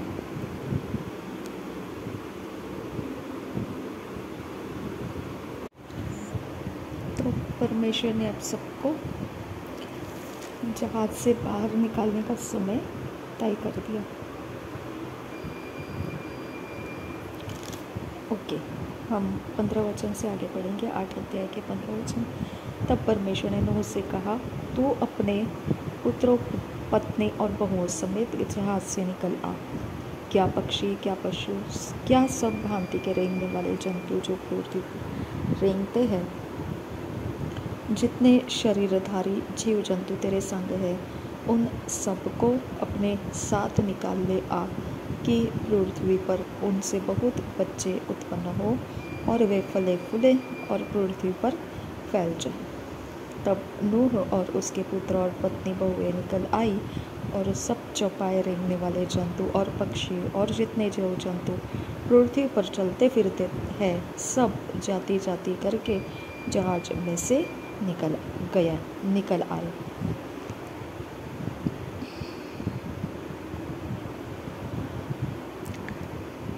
20 वचन से आगे, तब नूह ने यहोवा के लिए एक वेदी बनाई। यहाँ पे हम फर्स्ट टाइम वेदी के बात को सुनते हैं। आबेल के वक्त में वेदी तो नहीं सुना, लेकिन ऑफरिंग बलिदान को लाया गया था, भेंट को लाया गया था। ऑफरिंग मतलब भेंट को लाया गया था। तो वेदी के बारे में तो हमने वहाँ पे पढ़ा नहीं कहीं पर भी, लेकिन ये फर्स्ट टाइम है कि हम यहाँ पर वेदी ये वर्ड को पढ़ रहे हैं, ठीक है। और सब शुद्ध पशुओं और सब शुद्ध पक्षियों में से कुछ कुछ लेकर वेदी पर होम बलि चढ़ाया। इस पर यहोवा ने सुखदायक सुगंध पाकर, अब देखो उसने क्या क्या निकाला, शुद्ध पशुओं और शुद्ध पक्षियों। अच्छा, एक पक्षियों के अंदर भी अशुद्ध थे, लेकिन जब चढ़ाए जा रहे थे तब तो वहाँ पे ऐसा कुछ शुद्ध अशुद्ध बोला नहीं था पक्षी के बारे में, है ना।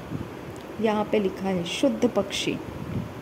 ओके, तो सुखदायक सुगंध पाकर सोचा, मनुष्य के कारण मैं फिर कभी भूमि को शाप न दूंगा। यद्यपि मनुष्य के मन में बचपन से जो कुछ उत्पन्न होता है वह बुरा ही होता है, तो भी जैसा मैंने सब जीवों को अब मारा है वैसा उनको फिर कभी न मारूंगा। अब से जब तक पृथ्वी बनी रहेगी तब तक बोने और काटने के समय ठंड और तपन, धूप काल और शीतकाल, दिन और रात निरंतर होते चले जाएंगे। यहाँ पे परमेश्वर ने रेगुलर कर दिया लाइफ को, कभी पानी के नीचे जीवों को नहीं मार डालेगा इस तरह से जल प्रलय लाकर। अब से जब तक पृथ्वी बनी रहेगी तब तक बोने और काटने के समय ठंड और तपन, धूप काल और शीतकाल, दिन और रात निरंतर होते चले जाएंगे। परमेश्वर का नूह के साथ वाचा बांधना। अब यहाँ पे जब तक पृथ्वी बनी रहेगी, ये वर्ड, ये सेंटेंस जो है ना, इसको अंडरलाइन करके रखिए, क्योंकि इसके पीछे भी जैसा उत्पत्ति का पहला अध्याय का पहला वचन है, आदि में परमेश्वर ने स्वर्ग बनाया और पृथ्वी बनाई, तो वैसा ही ये वाला भी एक सेंटेंस है जो हमको सोच में रखना है, ठीक है। परमेश्वर का नूह के साथ वाचा बांधना, 9 अध्याय पहले वचन से। फिर परमेश्वर ने नूह और उसके पुत्रों को आशीष दी और उनसे कहा, फूलो फलो और बढ़ो और पृथ्वी में भर जाओ। तुम्हारा डर और भय पृथ्वी के सब पशुओं और आकाश के सब पक्षियों और भूमि पर के सब रेंगने वाले जंतुओं और समुद्र की सब मछलियों पर बना रहेगा। ये सब तुम्हारे वश में कर दिए जाते हैं। सब चलने वाले जंतु तुम्हारा आहार होंगे।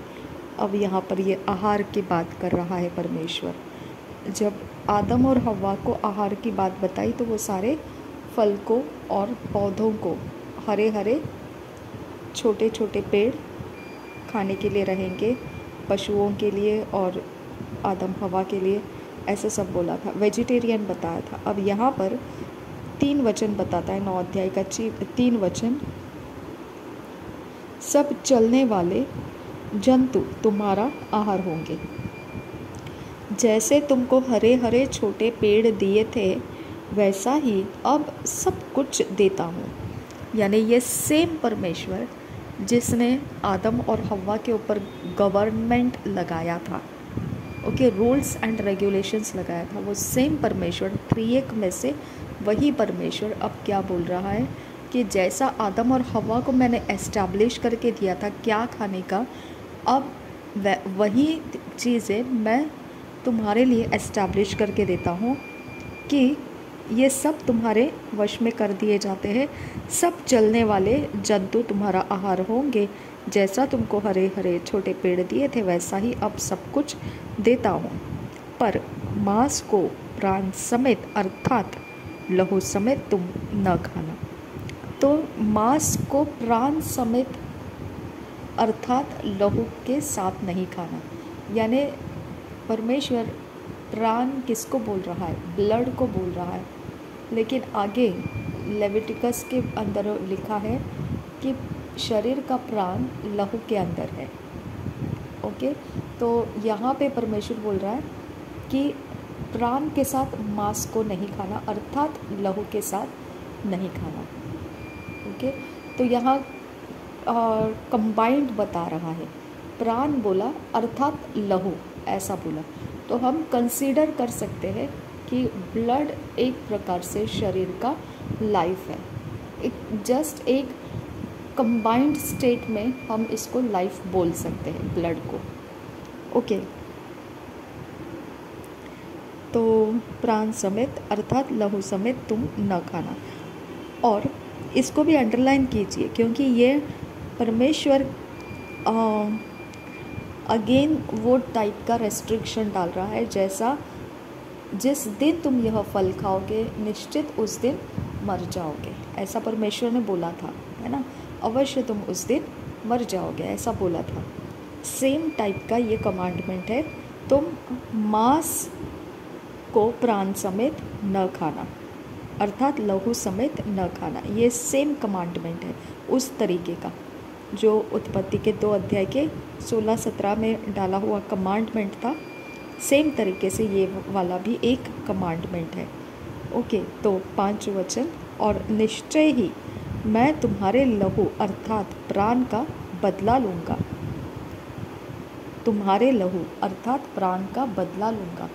तो परमेश्वर चलते फिरते जीव जंतुओं को हमें आहार बनाकर दे दिया, चलो तुम इनको खा सकते हो। अब सोच कर देखिए कि हमको बोलने की भी ज़रूरत नहीं थी, और आबिल ने चरवाही शुरू कर दी थी, भेड़ बकरियों को संभालना, पशुपालन शुरू कर दिया था, और उसके अंदर से फैटलिंग्स को, मतलब बिल्कुल हट्टे खट्टे पहलौठे ऐसे अच्छे अच्छे पशु के बच्चों को लेकर निकाला, अलग किया, काटा, लहू बहाया और उसकी चर्बी निकाली, वो उसने परमेश्वर को अर्पण भेंट बनाकर चढ़ाई। ओके, तो आप सोचो कि मनुष्य को बोलने की भी ज़रूरत नहीं थी, और वहाँ पे मारकाटें उसने शुरू कर दी थी, यानी उनका प्राणियों को मारकर उसका इस्तेमाल करना शुरू हो चुका था। ओके, प्राणियों को मारकर इस्तेमाल करना शुरू हो चुका था। उनको उसके अंदर फैट है, वो फैट निकालना है और वो परमेश्वर को देना है। उनको मारने का उनके अंदर का मन कैसे हो गया, है ना। जब तक वो पशु को मारेगा नहीं तब तक उसके अंदर का वो चर्बी कैसे निकालेगा, राइट। तो जब तक परमेश्वर पशु को नहीं मारेगा तब तक पशु का चमड़ा कैसे तैयार होगा, और वो वस्त्र बनाकर आदम और हवा को कैसे चढ़ाया जाएगा, राइट। तो पशुओं को मारने का हम देखते, बच्चर जो रहते हैं जो मांस बेचते हैं, है ना, प्राणियों का मांस बेचते हैं, पशुओं का मांस बेचते हैं, जो मटन मीट का स्टॉल लगा रहता है, जहाँ पर मीट मार्केट रहता है ना, या फिश मार्केट रहता है, सब खून की जगह है वहाँ पर, सब खून पड़ा हुआ जगह है। वो लोग जीवित प्राणियों को, पशुओं को मारते हैं, तभी तो हम उनके हाथ से वो ले सकते, क्योंकि जीवित प्राणी को ही हम खा सकते हैं। मरा हुआ सड़ा हुआ प्राणी को हम लेकर नहीं आते हैं घर में, है ना, उसके मांस को हम नहीं लेकर आते हैं, गला हुआ सड़ा हुआ। ओके, लेकिन हम किस मांस को लेकर आते हैं? जो जीवित था और उसे काटा गया है ना, उसको तोड़ा गया है। जीवित था और उसको तोड़ा गया, मार डाला गया।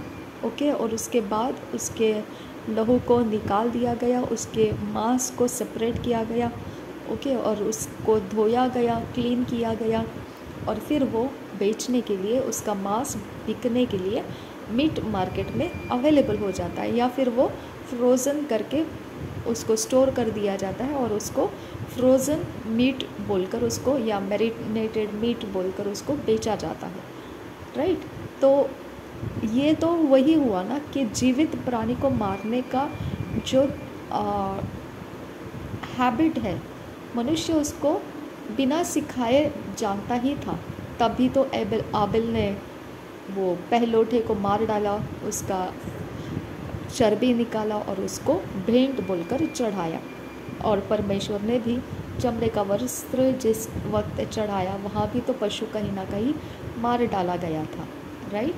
तो ये सारी चीज़ें मनुष्य को बोलने की ज़रूरत नहीं थी, है ना, लेकिन फिर भी परमेश्वर उस सारी बातों को ऐसा बोला नहीं था कि तुम ये मत करो। अब आबेल और काइन के वक्त तो परमेश्वर ने ये नहीं बोला था कि तुम पशुओं को मार सकते हो, नहीं बोला था, लेकिन आबेल ने तो मारा पशु को, राइट। तो ये ऐसा है, परमेश्वर हमको पवित्र वचन दिया ज़रूर है, लेकिन फिर भी हम ऐसा कुछ करते रहते हैं जिसके बारे में परमेश्वर का वचन अभी तक हमको आड़े नहीं आया है। ओके, अभी तक परमेश्वर के वचन के अंदर ऐसा कुछ लिखा हुआ नहीं है ना। तो इसकी वजह से हम अभी ऐसे कुछ करते हैं व्यवहार, लेकिन ये नहीं है उसके बारे में कि परमेश्वर का वचन हमको उस बारे में, फॉर एग्ज़ाम्पल अब आज के डेट में देखेंगे तो हम दाल चावल खाते हैं, है ना। आज के डेट में हम देखेंगे तो हम कैसे अपने लाइफ को हम क्या करते हैं, कंपैटिबल बनाते हैं। ओके, अपने रहन सहन को आज के संसार के साथ हम कंपैटिबल करते हैं। आज के टाइम में मार्केट में क्या मिलता है हम उसको लेकर आते हैं, पकाते हैं और खाते हैं, है ना। आज के टाइमिंग में क्या मार्केट में कपड़े मिलते हैं उसको लाते हैं, पहनते हैं, ख़त्म, है ना। आज के वक्त में मार्केट में क्या है, क्या अवेलेबल है, वही सारा कुछ हम अपने लाइफ के साथ कनेक्ट करते हैं और बस हम एक सर्वाइव करते हैं पृथ्वी के ऊपर। हम ये सारी चीज़ें तो कहीं वचन के अंदर लिखा हुआ कुछ नहीं है उसके बारे में, लेकिन हम कर रहे हैं, है ना। एक उसे हम जनरल बिहेव्स कह सकते हैं, कॉमन बिहेव्स कह सकते हैं, कॉमन सेंस कह सकते हैं। ओके, एक जनरल बर्ताव रहता है मनुष्यों के अंदर कि उसके बारे में कोई रिलीजन कुछ बात करने की ज़रूरत नहीं है, उसके बारे में कोई धर्म पुस्तक के अंदर कुछ लिखा हुआ होने की ज़रूरत नहीं है। बस एक इंसान होने के नाते उसके अंदर का जो इंसान का अवस्था है वो मैनिफेस्ट होते रहता है, समझा। तो हर एक चीज़ को हम पवित्र बाइबल में जाके डू एंड डोंट डू के रेस्ट्रिक्शन में बैठकर नहीं कर सकते। हमको जनरल सेंस भी यूज़ करना है, कॉमन सेंस भी यूज़ करना है। हमारे अंदर का इंसान जो है वो जानता है कुछ करना और नहीं करना, हम उसका करना और नहीं करना, ये एक फॉर एग्ज़ाम्पल प्यास लगती है तो पानी पीते हैं हम, ओके। पसीना आता है, हम अभी तो हैंडकरचीफ है, हैंडकरचीफ से हम पसीना पोंछ देते हैं, ओके। तो टूथब्रश हम ब्रश करते हैं सुबह मॉर्निंग में करते हैं, दैट्स जनरल सेंस है, वो कॉमन सेंस है। नहीं करेंगे तो दांत खराब हो जाते हैं। हमको दांत बचाने का वो एक तरीका पता चला, वो कहाँ पवित्र बाइबल में लिखा है उसको। कंघी करते हैं बालों को, कहाँ पवित्र बाइबल में लिखा है। लेफ़्ट साइड ने कंघी करना है, राइट में नहीं करना है, ये करना है, वो कहाँ। हेयर स्टाइल्स हम करते, कहाँ पवित्र बाइबल में कि इस टाइप का हेयर स्टाइल करो, या वो कुछ नहीं है, ओके। या ये पाउडर यूज़ करो, या ये फाउंडेशन यूज़ करो, ये आईलाइनर यूज़ करो, कुछ नहीं दिया है। लेकिन हम एक कॉमन सेंस को इस्तेमाल करते हैं, कंपैटिबल होते हैं। आज के डेट में कौन सा ब्रांड चल रहा है, हम उसके क्या क्या उसके अंदर के मैन्युफैक्चरिंग क्या डिटेल्स देकर रखे हैं, तो वो सारी चीज़ों को हम डिटेल्स को पढ़ते हैं, अप्लाई करते हैं, ट्राई करते हैं, अगर कंफर्टेबल रहा हमारे स्किन के साथ हम उसको इस्तेमाल करते हैं। ओके, नहीं रहा तो हम उसको रिजेक्ट करते हैं। तो कोई हार्ड एंड फास्ट रूल तो नहीं दिया है हमको पवित्र बाइबल में, अगर ये मैन्युफैक्चरिंग के अंदर ये वाला लिखा होगा तो इसे रिजेक्ट कर देना, नहीं, हमारे स्किन को वो भाया नहीं, हमने उसको रिजेक्ट किया। फ्री विल है हमारे पास, है ना। तो हमको कुछ अच्छा लगा, महंगा है तो भी हम अपने कुछ दूसरे खर्च कम करके वो ले लेंगे क्योंकि हमको वो पसंद है। कोई हार्ड एंड फास्ट रूल नहीं है ऐसा कि हमको कैसे भी करके वो होना ही चाहिए, नहीं होगा तो ऐसे होगा, वैसे कुछ नहीं है, जनरल सेंस है ना। तो परमेश्वर का कमांडमेंट हम तक पहुंचने के पहले ही आबेल ने हत्या करना तो स्टार्ट कर दिया था। ओके, हत्या ही हो गया ना, पशु को मार डालना यानी वो हत्या हो गया। ओके, यानी उसने वो स्टार्ट कर दिया था, उसके लिए उसने परमेश्वर के परमिशन का इंतज़ार नहीं किया कि तुम अभी उसका मांस खा सकते हो। क्या पता वो खाना शुरू भी किया होगा, किसको पता है ना। तो इस तरह से पवित्र बाइबल को हमने ठीक ढंग से समझना है कि हम कुछ बिहेव्स कॉमन रहते हैं जिसके बारे में हम पवित्र बाइबल के अंदर डू एंड डोंट डू के लिस्ट में नहीं देखते हैं। ओके,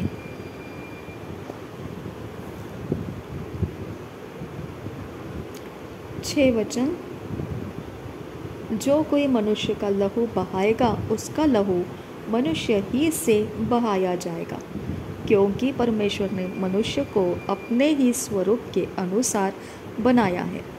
जब काइन ने आबेल का लहू बहाया तब वहाँ पे काइन का एक स्पेशल चीज़ परमेश्वर ने बताया। काइन ने भूमि को वो लहू पिलाया। ओके, काइन के हाथों से भूमि ने उसके भाई का लहू पिया, ऐसा लिखा है। तो वो भूमि का कसूर था, भूमि की आवाज़ थी, काइन ने उसको एक्सेप्ट किया, मिट्टी की आवाज़ थी, मिट्टी को एक्सेप्ट किया और मिट्टी की मनोकामना को उसने कंप्लीट किया। जब हत्या किया था अबेल का तब उसके बारे में ऐसा लिखा है। यहाँ पे परमेश्वर कुछ अलग लिख रहा है।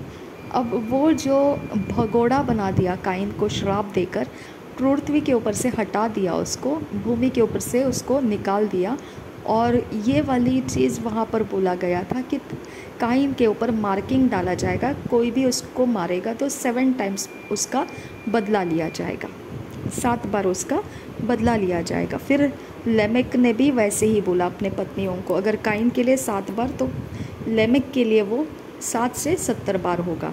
ओके, बदला लिया जाएगा। तो परमेश्वर ने बदला लेने का बात कहा था वहाँ पे काइन के लिए।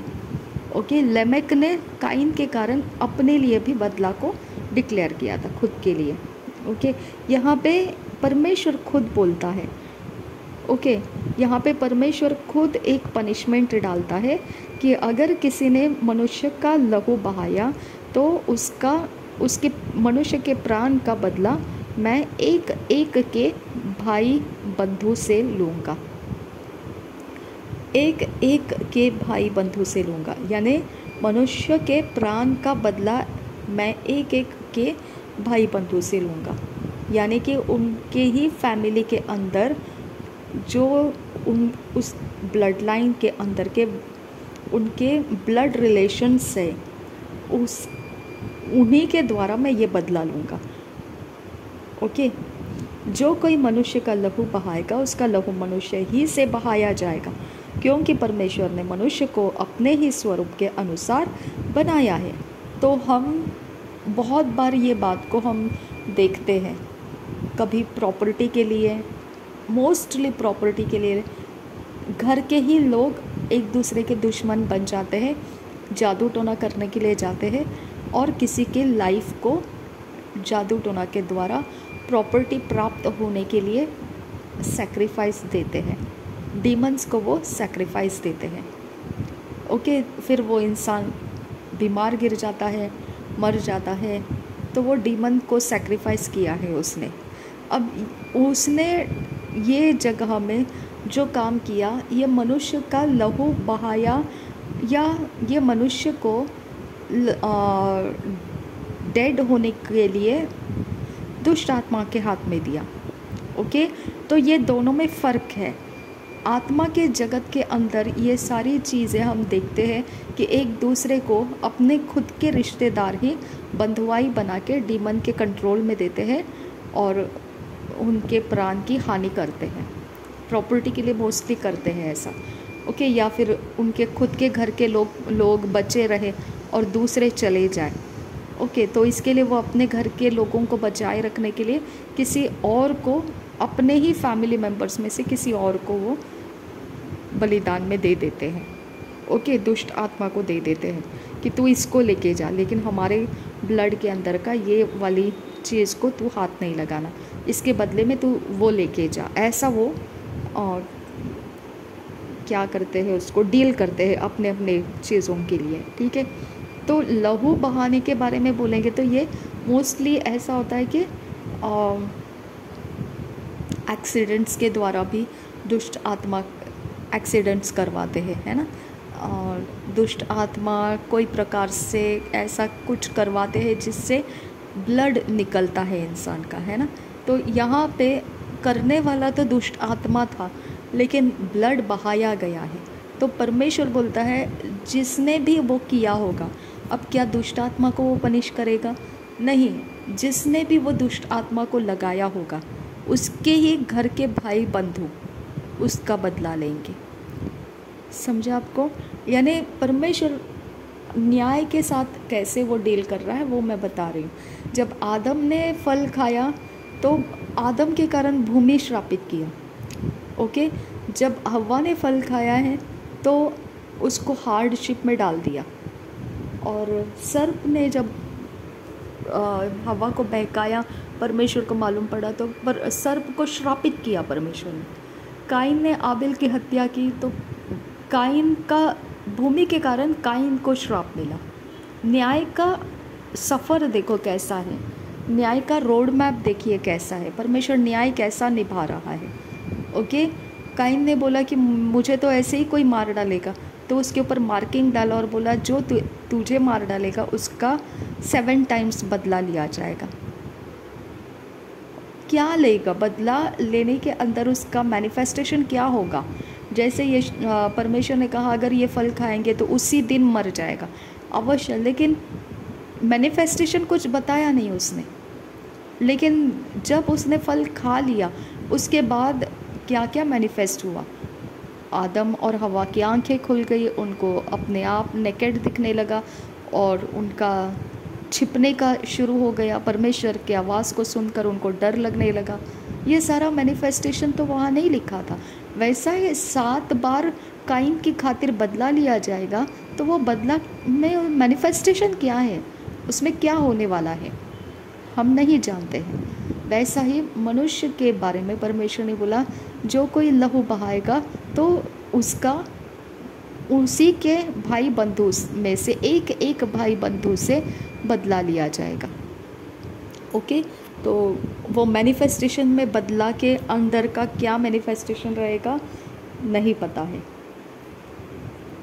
सब पशुओं और मनुष्य दोनों से मैं उसे लूँगा।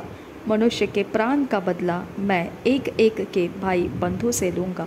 जो कोई मनुष्य का लहू बहाएगा उसका लहू मनुष्य ही से बहाया जाएगा, क्योंकि परमेश्वर ने मनुष्य को अपने ही स्वरूप के अनुसार बनाया है।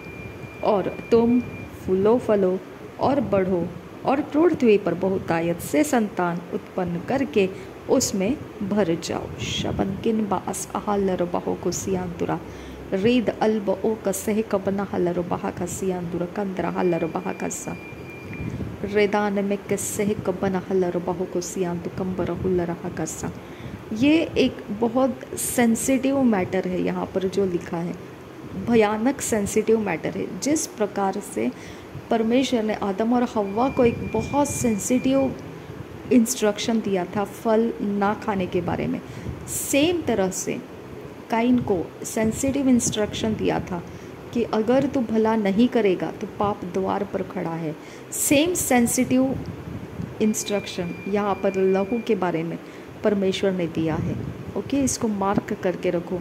ये भयानक सेंसिटिव वचन का इंस्ट्रक्शन परमेश्वर ने मनुष्य को, नूह को दिया था, नूह के वक्त में दिया था जब उसका बलिदान परमेश्वर को पसंद आया था। ओके, 7वां वचन, और तुम फूलो फलो और बढ़ो और पृथ्वी पर बहुतायत से संतान उत्पन्न करके उसमें भर जाओ। और नूह का समय आज भी चल रहा है। तो उसके बाद कोई जल प्रलय नहीं आया, उसके बाद सब कुछ सिर्फ इवोल्यूशन होता है, लेकिन उसके बाद परमेश्वर ने कभी भी सृष्टि को नाश नहीं किया, सिर्फ इवोल्यूशन होता है। कुछ समय के बाद पहाड़ गिर जाते हैं, ज़मीन बन जाते हैं, कुछ समय के बाद समंदर के डायरेक्शंस थोड़ा सा यहाँ से वहाँ शिफ्ट हो जाता है, कुछ समय के बाद नया ज़मीन डिस्कवर हो जाते हैं। ओके, कुछ अर्थक्वेक्स के कारण कुछ जगह नया कंट्री, नया नाम हमको मालूम पड़ने लगता है, नए लोग वहाँ कल्चर स्टार्ट किए हुए मालूम पड़ता है। ओके, तो ये सब चीज़ें एक जस्ट टाइम के अनुसार थोड़ा सा शिफ्ट दिखता है, लेकिन परमेश्वर ने वो जल प्रलय के बाद कभी भी सृष्टि को कम्प्लीटली नाश के हाथ में नहीं दिया है। ओके, तो वो सेम थिंग आज भी चल रहा है जो नूह के समय परमेश्वर ने डिक्लेरेशन में दिया है, ये सेम आज के डेट में भी कंटिन्यूएशन में है। 8वां वचन, फिर परमेश्वर ने नूह और उसके पुत्रों से कहा, सुनो, मैं तुम्हारे साथ और तुम्हारे पश्चात जो तुम्हारा वंश होगा उसके साथ भी वाचा बांधता हूँ, और सब जीवित प्राणियों से भी जो तुम्हारे संग है, क्या पक्षी, क्या घरेलू पशु, क्या पृथ्वी के सब बनैले पशु, पृथ्वी के जितने जीव जंतु जहाज से निकले हैं, और मैं तुम्हारे साथ अपनी यह वाचा बांधता हूँ कि सब प्राणी फिर जल प्रलय से नष्ट न होंगे, और पृथ्वी का नाश करने के लिए फिर जल प्रलय न होगा। फिर परमेश्वर ने कहा, जो वाचा मैं तुम्हारे साथ और जितने जीवित प्राणी तुम्हारे संग है उन सबके साथ भी युग युग की पीढ़ियों के लिए बांधता हूँ, उसका यह चिन्ह है, मैंने बादल में अपना धनुष रखा है, वह मेरे और पृथ्वी के बीच में वाचा का चिन्ह होगा। और जब मैं पृथ्वी पर बादल फैलाऊं, तब बादल में धनुष दिखाई देगा, तब मेरी जो वाचा तुम्हारे और सब जीवित शरीरधारी प्राणियों के साथ बंधी है उसको मैं स्मरण करूँगा, तब ऐसा जल प्रलय फिर न होगा जिससे सब प्राणियों का विनाश हो। बादल में जो धनुष होगा मैं उसे देख के यह सदा की वाचा स्मरण करूँगा जो परमेश्वर के और पृथ्वी पर के सब जीवित शरीरधारी प्राणियों के बीच बंधी है। फिर परमेश्वर ने नूह से कहा, जो वाचा मैंने पृथ्वी भर के सब प्राणियों के साथ बांधी है उसका चिन्ह यही है। तो उसके बाद परमेश्वर ने कभी भी जल प्रलय नहीं लाया। और जब हम धनुष को देखते हैं तो वो धनुष का दिखना हमेशा हमें रिमाइंड करता है कि परमेश्वर ने हमको जल प्रलय के साथ नाश नहीं करने का वायदा दिया है, वाचा बांधा है। वाचा अलग है, वायदा अलग है। वाचा मतलब करार होता है, करार में टोकन दिया जाता है, करार में टोकन दिया जाता है, करार में सेटिंग डाला जाता है। ओके, करार में एक दूसरे के ऊपर सख्ती डाली जाती है और जो उसको उल्लंघन करेगा उसको पनिश किया जाता है। ओके, तो यहाँ पे नूह के ऊपर कोई सख्ती नहीं डाली परमेश्वर ने सिर्फ करार बनाया और टोकन लगाया कि इसके पार उल्लंघन नहीं होगा, इसके पार कभी कोई नहीं जाएगा। ओके, तो उस टोकन को, धनुष को वो टोकन के समान रखा करार में। वाचा करार से बनता है और वो टोकन उसका धनुष था और वो उसको रिमाइंड करने के लिए है कि उसने उसके पार नहीं जाना है, जल प्रलय पृथ्वी के ऊपर डालकर पूरा नाश नहीं करना है। वो उसके ऊपर सख्ती परमेश्वर ने रखा है, खुद के ऊपर वो शक्ति रखा है। ओके, और मैंने आपको बताया त्रिएक परमेश्वर में 3 कैरेक्टर में एक कैरेक्टर भले बुरे ज्ञान का जो कैरेक्टर है वो परमेश्वर ने न्याय का कैरेक्टर रखा है। जो न्याय करेगा उसको मालूम है कि हम किस प्रकार से न्याय करना है। ओके, और जो पनिश करने के लिए ठहराया गया वो एक कैरेक्टर परमेश्वर का जो पनिश करता है। अगर कुछ मिस्टेक किया, अगर रूल ब्रेक किया तो वो पनिश करता है। ओके, उसके पास रूल ब्रेक करने के अलग अलग सिस्टम हमने देखा। जब आदम ने मिस्टेक किया है तो भूमि उसके लिए श्रापित हो गई। जब हवा ने मिस्टेक किया है तो सिर्फ उसको पीड़ा मिली, गर्भ की पीड़ा मिली। और सर्प ने जो हवा को बहकाया तो उसको श्रापित कर दिया। काइन ने आबेल की हत्या की तो भूमि के कारण काइन श्रापित हो गया, आदम के कारण भूमि श्रापित हो गया। ये कैसे क्या परमेश्वर इसको सर्कुलेट करता है, किसको क्या करने का, वो पनिशमेंट का कैरेक्टर को वो बोलता है कि आदम और हवा हम में से एक के समान बने हैं कि अब ये पनिश करने का ज्ञान पा चुके हैं। किसको कैसे पनिश करना है वो उसका वेट पहचान सकते हैं, उसका वज़न वो पहचान सकते हैं, किस चीज़ का पनिशमेंट क्या होना चाहिए उनको पता है। ओके, वो पनिश करने के योग्यता में हो चुके हैं। ओके, तो इस तरह से परमेश्वर अपने त्रिएक पर्सनालिटी के अंदर जिस पर्सनालिटी के द्वारा ये प्रलय आया था वो पर्सनालिटी के ऊपर परमेश्वर शक्ति रखता है कि वो पर्सनालिटी आगे ना बढ़े और पनिश ना करे।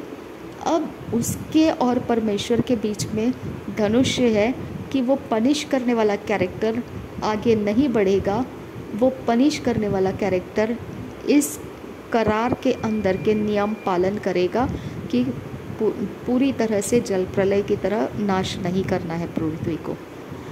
ओके, तो हम सिर्फ मनुष्य को समझते हैं, हम सिर्फ इस सृष्टि को समझते हैं, लेकिन परमेश्वर त्रिएक के अंदर भी सब कुछ करार के अनुसार एक दूसरे को वो सेट करके रखते हैं कि आउट ऑफ कंट्रोल नहीं जाना है।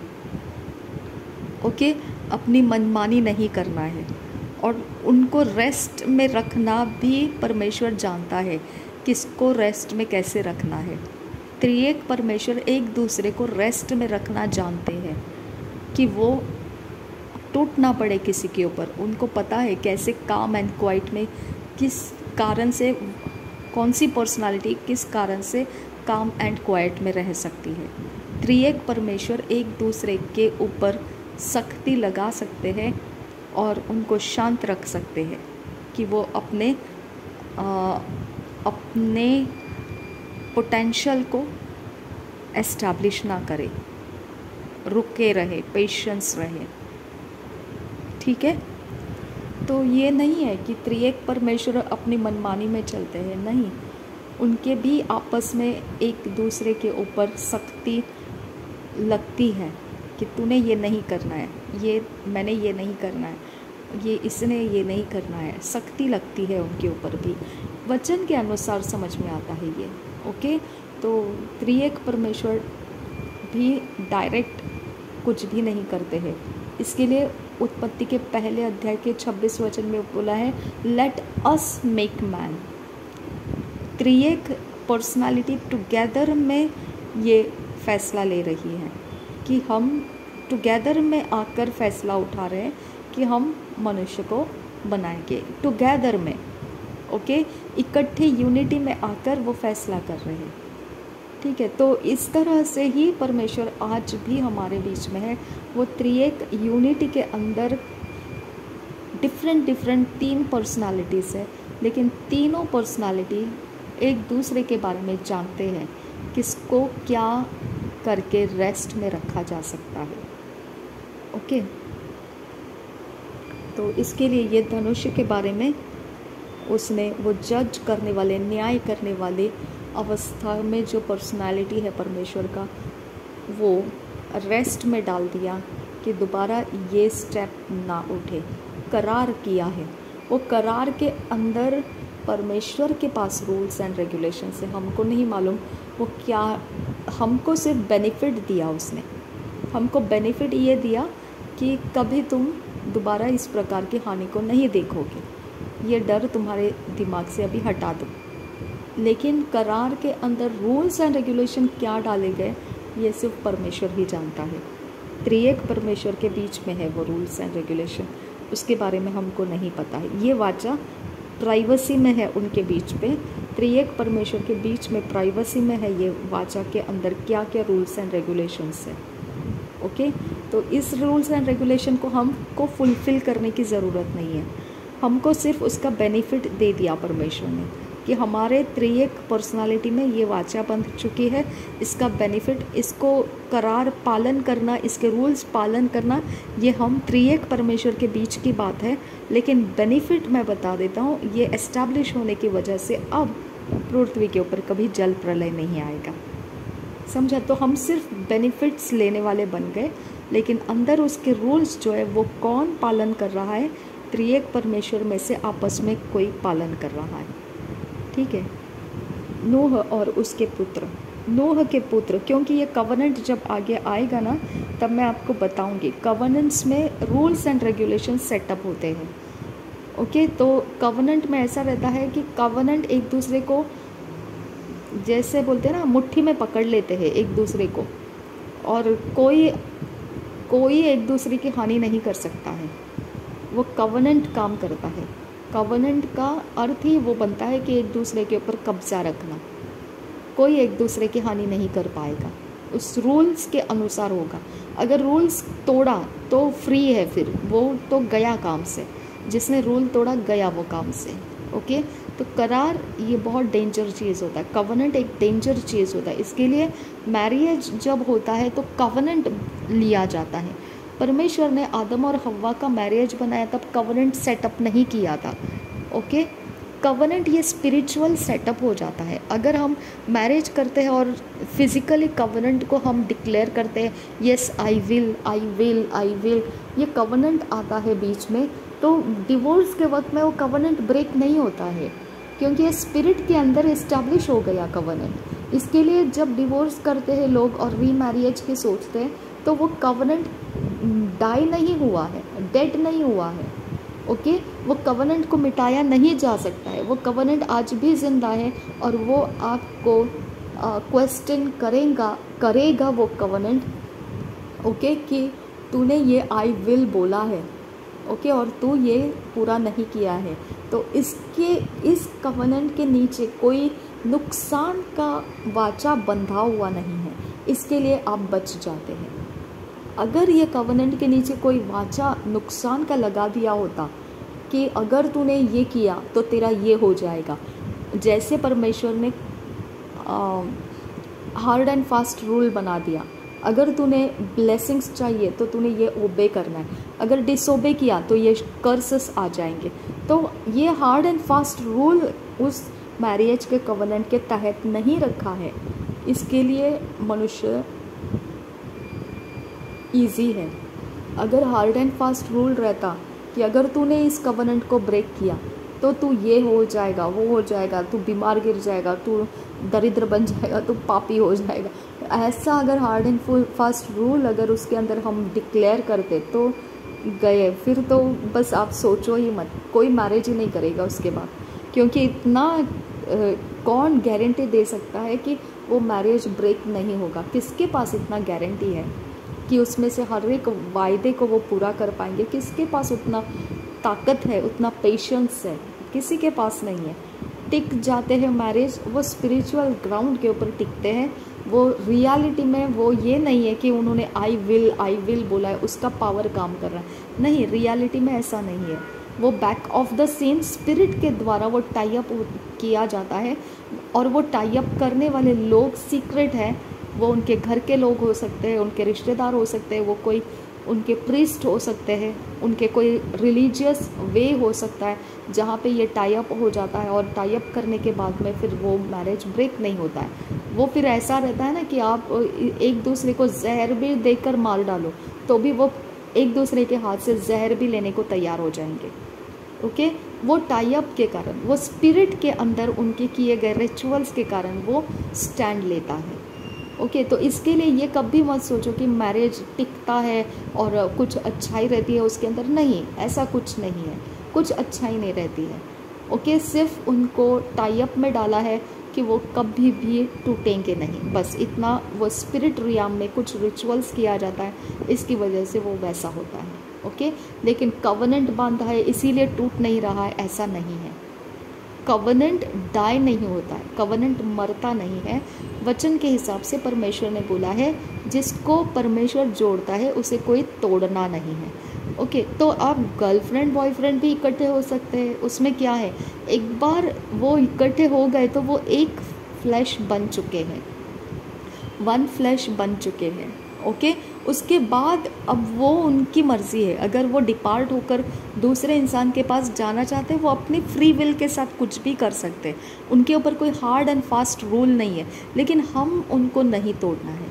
परमेश्वर ने बोला आप दूसरे मनुष्य उनके ऊपर कुछ बोलकर उनको नहीं तोड़ना है। ओके, लेकिन जब हम उनको ऐसा तोड़ भी देते हैं, कुछ कारण से तोड़ते, हो सकता है वो उनके लिए कोई खतरे है या कोई प्रकार से उनका लाइफ डेंजर में है वहाँ पर रहकर, तो हम उसे तोड़ भी देते हैं, तो परमेश्वर का वचन हम मंजूर करते हैं कि हम उसके अंदर से, हमारे मन के अंदर की कठोरता के कारण हम अलग हो रहे हैं। इसके लिए नहीं कि परमेश्वर ने हमको अलग किया, परमेश्वर कभी अलग नहीं करता है। ओके, अगर गर्लफ्रेंड बॉयफ्रेंड भी हो आप, लेकिन शरीर के साथ आप एक हो चुके हैं तो ख़त्म है बात। फिर हम लोग कोई आप लोगों को अलग नहीं कर सकते हैं, कोई इंसान आपको अलग नहीं कर सकता। परमेश्वर भी आपको अलग मत करो बोलता है।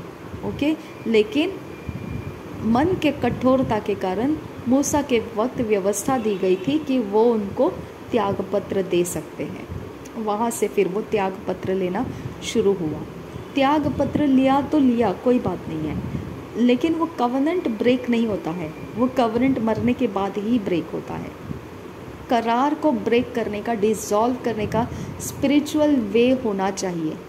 अगर करार को डिसॉल्व करने का, जैसे फिज़िकली हम बोलते हैं आई विल, तो स्पिरिट के अंदर वो एस्टैब्लिश होता है, तो हमको वैसे ही फिज़िकली करार ब्रेक करने का बोलना पड़ता है। कलसिया के अंदर जैसे आप खड़े होकर सबके सामने विटनेस में आप आई विल बोलते हो, तो एक करार एस्टैब्लिश कर रहे हो, कवनेंट वाचा एस्टैब्लिश कर रहे हो। सेम टाइप से फिर आपको कवनेंट को डिसॉल्व करने का भी एक सिस्टम रखना पड़ता है।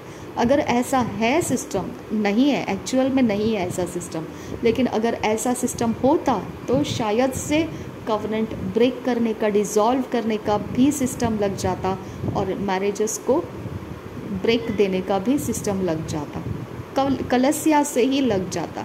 लेकिन कलसिया सिर्फ मैरिज बनाने के कवनेंट में काम करता है, मैरिज तोड़ने का कवनेंट नहीं करता है। जैसे परमेश्वर ने ब्लेसिंग का भी बोला और कर्स का भी बोला, वैसा कलसिया नहीं करता है। कलसिया सिर्फ मैरिज में एंटर करने के कवनेंट देता है, मैरिज से बाहर निकलने के वक्त कवनेंट डिसॉल्व करने के प्रैक्टिसेस, वो सिस्टम वो अप्लाई नहीं करता है। इसके लिए फिर लोग कोर्ट में जाते हैं, मैजिस्ट्रेट के सामने जाते हैं, एडवोकेट्स लेकर जाते हैं कि हमारी तरफ से तरफदारी करें, और वहाँ पे वो डिवोर्स लेकर आ जाते हैं। वहाँ पे वो कवनेंट डिसॉल्व नहीं करते हैं, वहाँ पर वो सिर्फ इस अर्थ ग्राउंड के ऊपर लीगल पोजीशन लेकर आ जाते हैं, लीगल राइट लेकर आ जाते हैं कि अब वो उस मैरिज के अंदर नहीं है। अगर उस मैरिज के अंदर कुछ भी होता है तो उसके साथ ये इंसान कनेक्टेड नहीं है।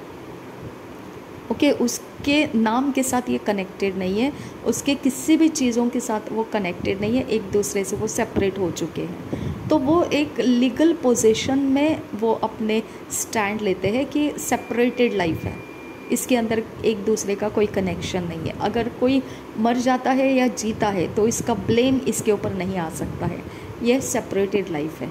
ओके, तो ये ब्रोकन लाइफ हो जाता है, ब्रेकअप हो जाता है, ये एक सिस्टमेटिक लीगल ग्राउंड के ऊपर किया जाता है। लेकिन परमेश्वर के पास से ये हार्ड एंड फास्ट रूल ऐसा नहीं है कुछ भी कि आप सेपरेट हो जाओ, नहीं है। वो जोड़ने की बात भी नहीं बोलता है और सेपरेट होने की बात भी नहीं बोलता है। वो जोड़ने की बात भी हम खुद ही करते हैं, किसी के साथ अफेयर करते हैं, शरीर संबंध करते, खुद ही डुबकी लगा लेते हैं गंदे पानी के अंदर, और फिर बाद में वहाँ गंदे हो जाते हैं, और फिर बाद में हम अपनी मर्ज़ी से ही उसमें से बाहर निकलते हैं सूअर की तरह, और दूसरी गंदगी को ढूंढने के लिए चले जाते हैं। वो अपनी मर्ज़ी से करते हैं।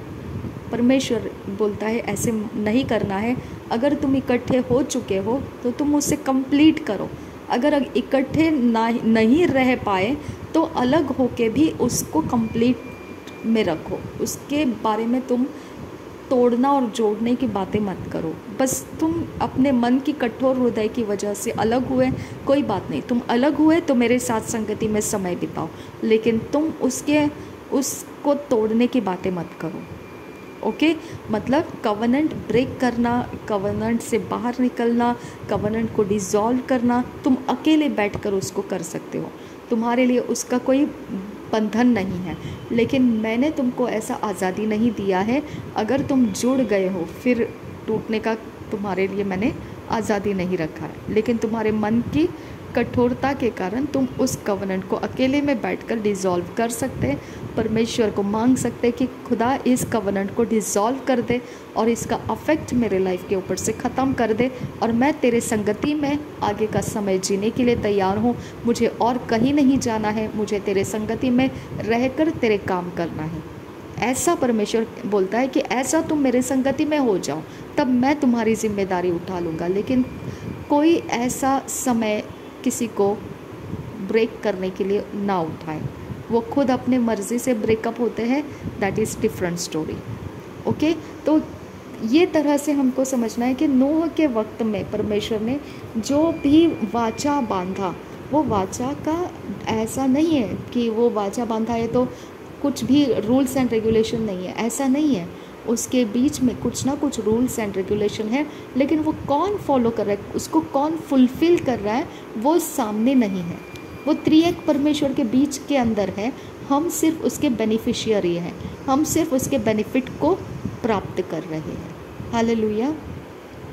तो कवनेंट को एकदम सादा सीधा नहीं समझना है, डेंजर जोन है कवनेंट बोलेंगे तो। ओके, 18 वचन, नूह के पुत्र जो जहाज में से निकले वे शेम, हाम और येपेत थे, और हाम कनान का पिता हुआ। नूह के 3 पुत्र ये ही है, और इनका वंश सारी पृथ्वी पर फैल गया। नूह किसानी करने लगा, उसने दाख की बारी लगाई, और वह दाख मधु पीकर मतवाला हुआ और अपने तंबू के भीतर नंगा हो गया।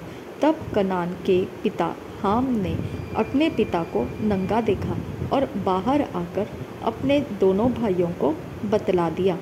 तब शेम और येपेत दोनों ने कपड़ा लेकर अपने कंधे पर रखा और पीछे की ओर उल्टा चलकर अपने पिता के नंगे तन को ढांप दिया, और वे अपना मुख पीछे किए हुए थे, इसलिए उन्होंने अपने पिता को नंगा न देखा। ओके, तो आदम और हव्वा ने एक दूसरे को नंगा देखा था जब उन्होंने फल खाया था, ठीक है, और वो परमेश्वर से छुप गए थे, उनके अंदर डर पैदा होने लगा था। पर